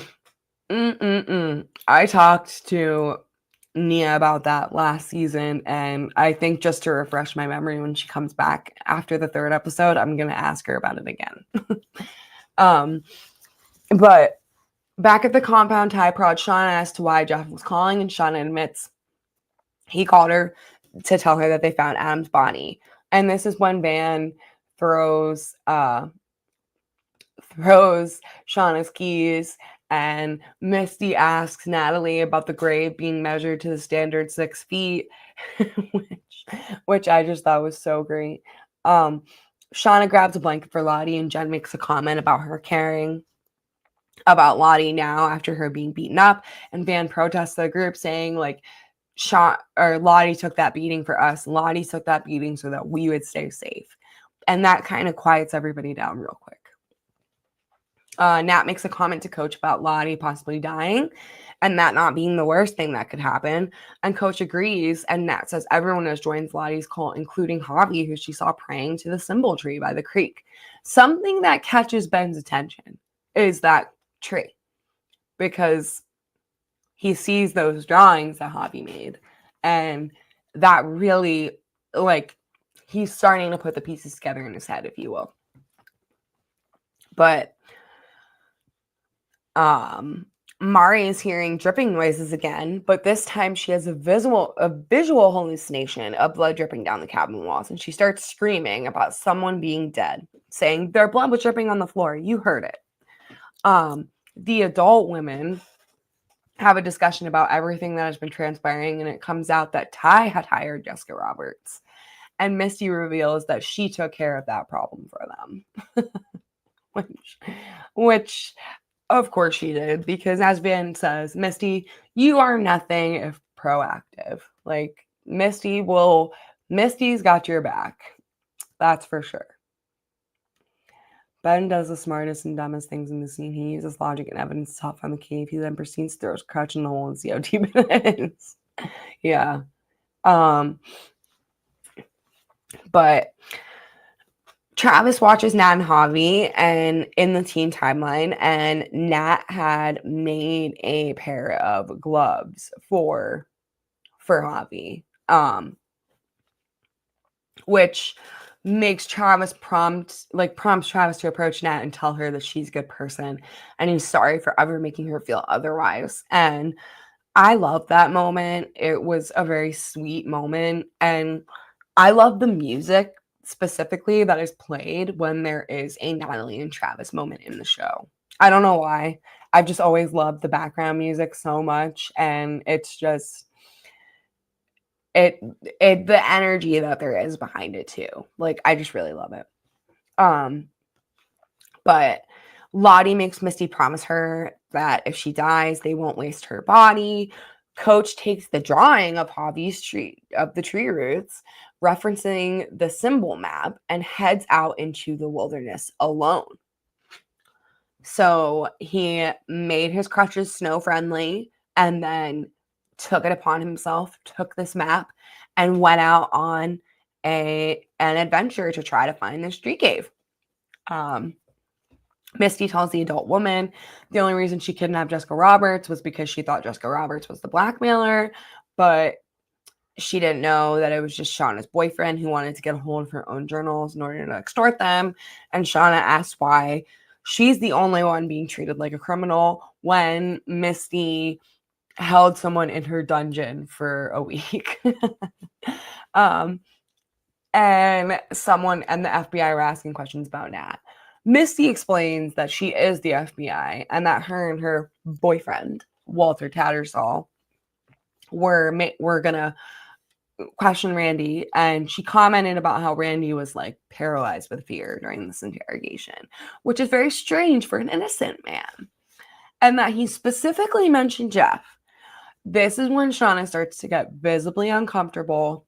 She plays it off as them being besties, and Misty says that like he referenced it because it was clear that he was afraid that he had done something wrong.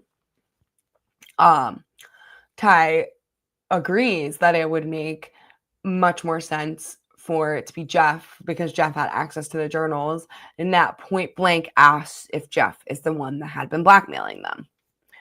We then see Walter check out the citizen detective board and see that Adam's body has been located.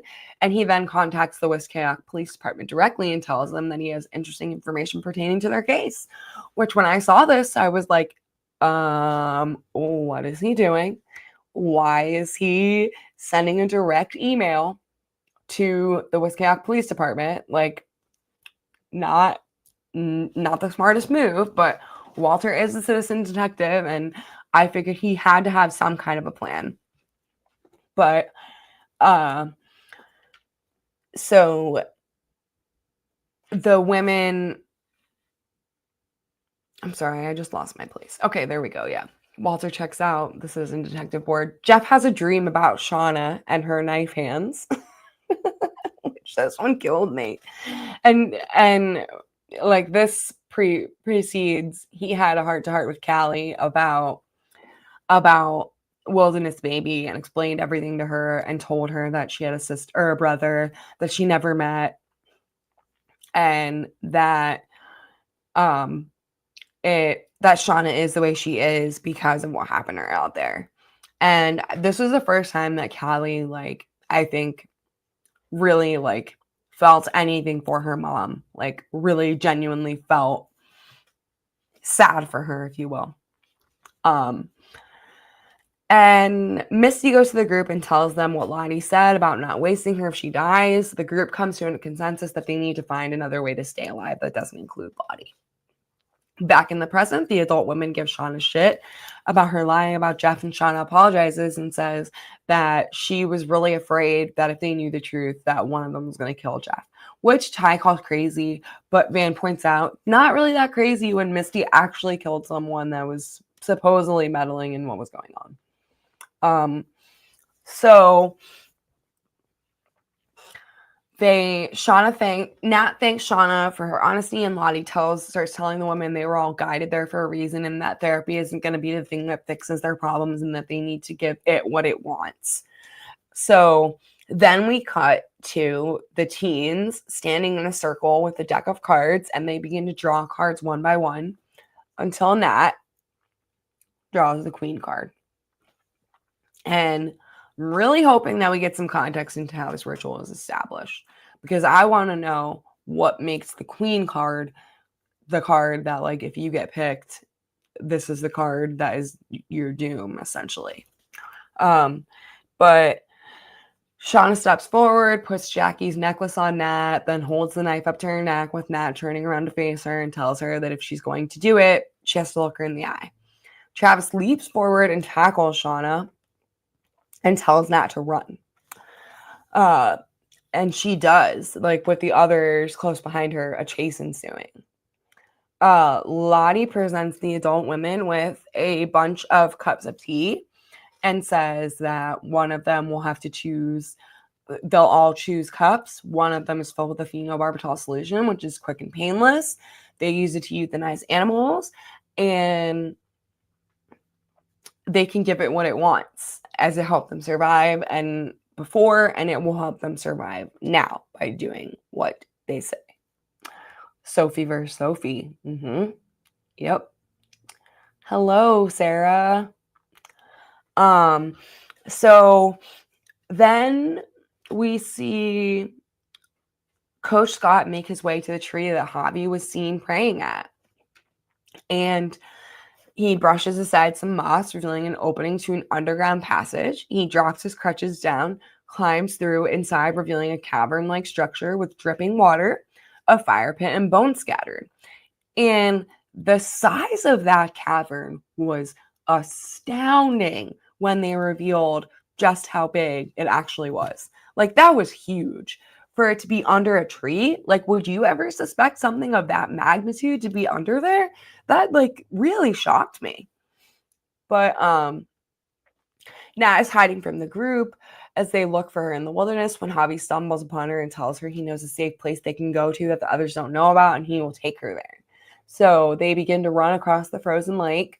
When Nat slips, Javi helps her up, and the ice cracks beneath his feet, causing him to plunge into the freezing water.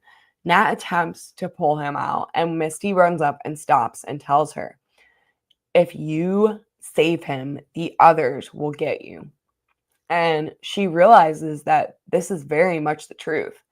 So as torn as she is, she lets Javi drown, realizing if it wasn't him, that it would have been her. And the girls pull his body out of the water, with Van declaring that the wilderness chose. And this is the last episode, guys. Storytelling. We made it to the end. Okay, heavy is the head that wears the antler crown is the lesson you don't learn until so much later in life, if you learn at all. Everything's about to get really wilderness, and we're so excited to find out who paid attention to what lessons and when. So on the count of 3, you may pick up your pencil, open your testing booklet, and start this finale exam. 1, 2. Nat returns to the cabin, and Travis is relieved to see that she's okay, only for his relief to be flooded with terror that something had happened to Javi, and Nat told him everything happened so fast that the wilderness chose, and he sees them carrying Javi's dead body, and to the tune of the Cranberry Zombie, which I will never in my life think of. That scene will always be in my head when I listen to that song now. But in the present, Lottie picks up the tea with the poison solution in it, only to have the other adults stop her. Shauna tells her to put it down, and she says Lottie is right. Like, whatever they communed with out there is in the wilderness. Like, it's still there, and they need to give it what it wants. So the adult women appear confused as Shauna hugs Lottie, and it's revealed that she is just doing this to get them to go along with what she wants to do. And unbeknownst to Lottie. And Lottie begins to get excited. She starts to plan things out, saying that she needs to make sure no one from Camp Green Pen is involved or around for this, and that the woods will be theirs tonight. When Lottie leaves, Misty asks Shauna why she's humoring Lottie, and Shauna says to buy them some time to figure out what to do, and they argue over medically and professionally getting her help. Misty tells Lottie about what happened with Javi, why she heard Travis screaming, and Lottie gets very upset. Misty says they didn't want to kill him, they didn't kill him, but aren't going to let him go to waste. And Misty explains the ritual that they created and what transpired, and that it's fine because they have food now. And Lottie was very, very upset about all that. Like, Lottie asked Misty how she could let the others do that. And Misty says Lottie is the one who started everything. So, and it will save all of them. So she better not start making people feel bad about it now, like after it's already begun. So Shauna and the others go outside to prepare Javi's body to be eaten, which was very hard to watch. I'm not gonna lie. He ain't heavy. He's my brother. R.I.P. Javi. Yeah. Yeah. Poor Javi. Luciano's a great kid. But then Misty raids Lottie's cabins to find her prescription meds and get her doctor's name when she's interrupted by Walter, who's seemingly there to help and save the day. Van and Ty are seen making masks. Nat is seen burning all the queen cards in a card deck besides the Queen of Hearts. And Shauna is seen dulling knives as they prepare for the hunt. We see Jeff and Callie on a road trip headed for Lottie's compound. And when they arrive, it's revealed that Kevin, Tan, and Saracusa had been following them. Nat meets with Lisa and tries to tell her that she needs to leave the compound before nightfall to protect herself while she still can. Lisa begins asking questions, and Nat insists she needs to get lost and pretty much says, like, I appreciate you teaching me forgiveness. It's a nice idea. And that line, like, crushed me. Like, crushed my heart. Because it just made me feel like it was so apparent that Natalie was incapable of forgiving herself. But Coach makes his way back to the cabin when he realizes that they had already killed someone. And Nat appears and asks him where he was. He asks her what happened, and he says he found where Javi was hiding and that they can probably survive the winter together there without anyone knowing. She tells him that she's worse than the others because she let Javi die in her place, and that Coach is a good person and he doesn't belong in this place. And again, like, that made me think of, like, the point that my husband brought up to me about how Paul said that, like, you don't belong here anymore. Like, you don't belong in this place. And Paul was saying that too. So, like, was that supposed to be, like, foreshadowing of, like, that maybe? Like, I don't know. I had just never considered that before.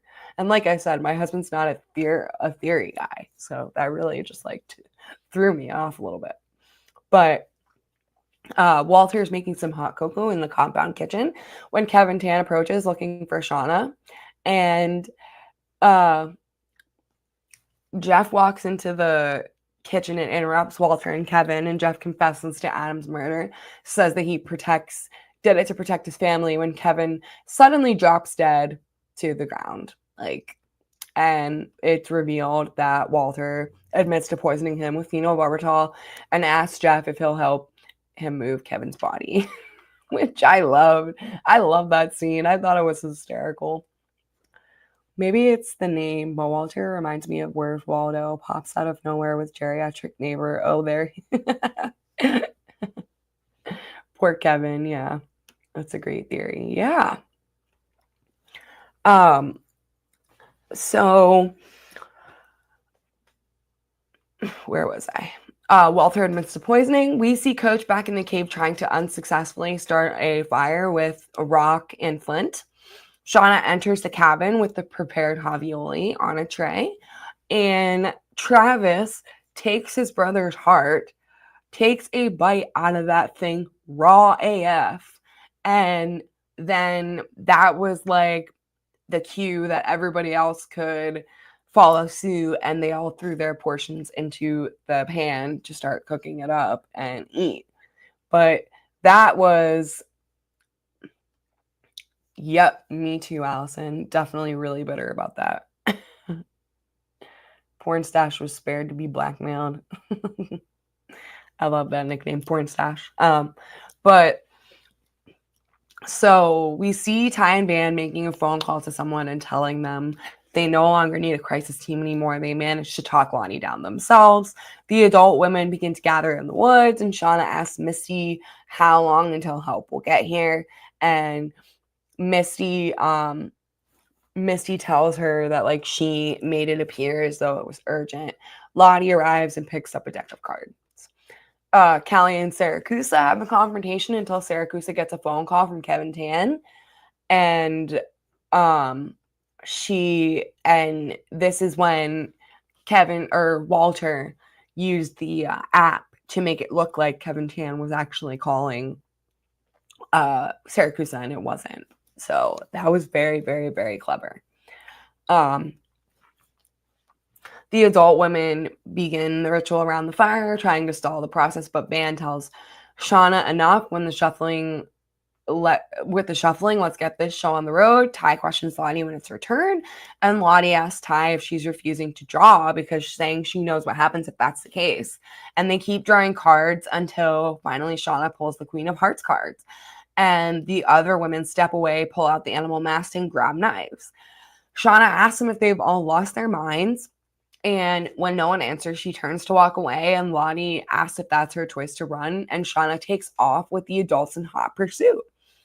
Saracusa hears Kevin Tan phone buzzing from the trunk of the police car, and when Walter suddenly appears, grabs Saracusa's gun and fires several shots into Kevin Tan's body.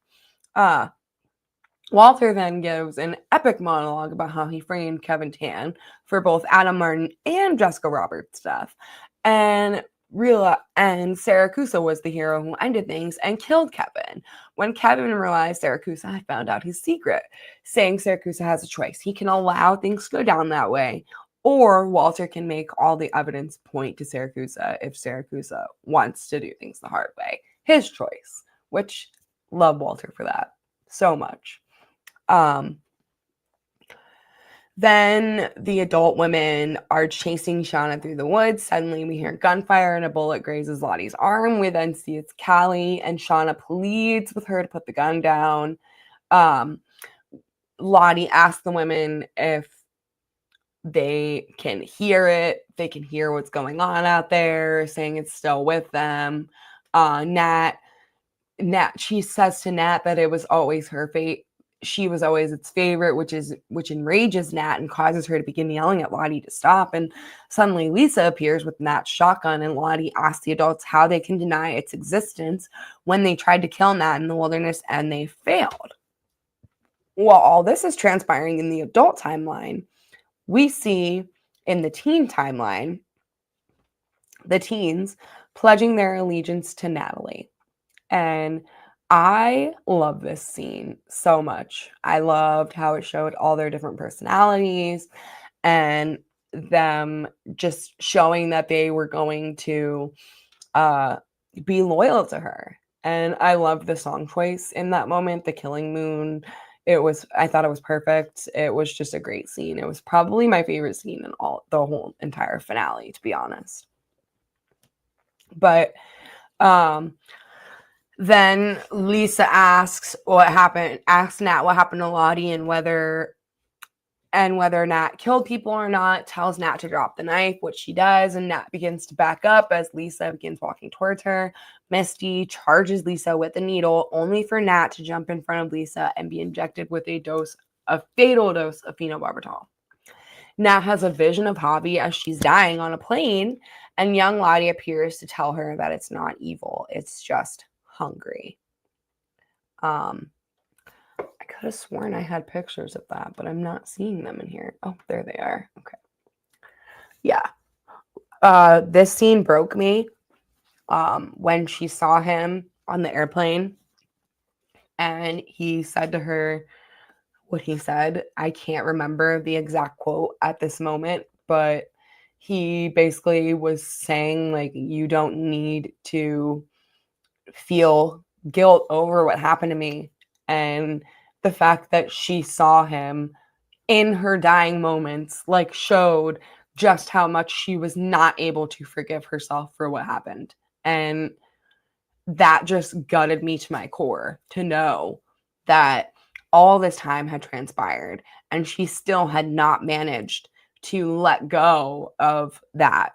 And to be honest, like, she's not the only one that holds guilt in that. And Street Spirit by Radiohead will live in infamy in my head for the rest of my life because of this scene. Like, it it was great.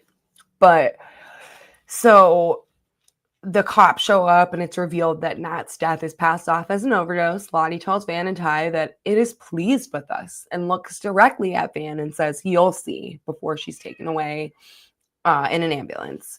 We see Shauna writing in her diary, being salty about the fact that she wasn't selected to be the leader of the group when she suddenly smells something. She realizes that it's smoke and the cabin is on fire, and she rushes to wake up the others as they can't get out of the cabin. All the doors are jammed, which I don't think that the doors were actually jammed. I think that the heat made them swell, because when wood gets hot, it can swell. So I think that that was what happened. I don't think that anybody like actually jammed those doors on purpose. Yes, R.I.P. to Natalie. Long live the Antler Queen. Yeah. Nat's presence is going to be greatly missed. But once they realized the cabin was on fire, they did everything they could to get out, and we see them all standing there in the very last shot of the season, just watching the cabin burn down to the ground before their very eyes. And that is where we leave off. Not sure about you guys, but that was a lot of information. And I never stream for over 2 hours. So again, thanks for staying with me and hanging in there. I know this was a long one, but I wanted to try to cover as much as possible, so that way we were all refreshed for next week, because in 1 week we get new episodes. Yay. I hope we get to see Jackie's dress that Shauna saved. Her cancer will absolutely be cured. Yeah. So highlights and lowlights really quick. I would say the highlights were the adult women finally getting together in the midpoint of season 2. The dynamic amongst them was just so good, and I loved it. Finding out what happened to Javi and Wilderness Baby were both like highlights and lowlights, because we all wanted to know, but finding out the fate of them was not something that made any of us happy. Some favorite songs would definitely have to be Something in the Way by Nirvana, Zombie the Cranberries, Seether by Veruca Salt, and The Killing Moon by both artists that it was used by in the season. And I'm not going to get into a ton of speculating because we've already been here for 2.5 hours, but you all know my thoughts about the fact that I want to know who sent those postcards. That is my number one like burning question. And what happens to Coach? Like, that is probably my biggest, like, what I'm most excited to get information on. Like, do they think he started the fire? Do they not think he started the fire? Like, do they know where he is? Does Natalie know where he is? Does he know where they are? Like, has he stayed away from them completely and like he doesn't even know where they are? There's so many questions. So, and we are going to start getting answers in 1 week, guys. This is crazy. But what's to say, plot twist? It opens with the ladies mourning Natalie at funerals in mocks Ben. I wish I would give anything for a Coach Ben reveal at Nat's funeral. That would just be perfection in my mind. Would love it so much.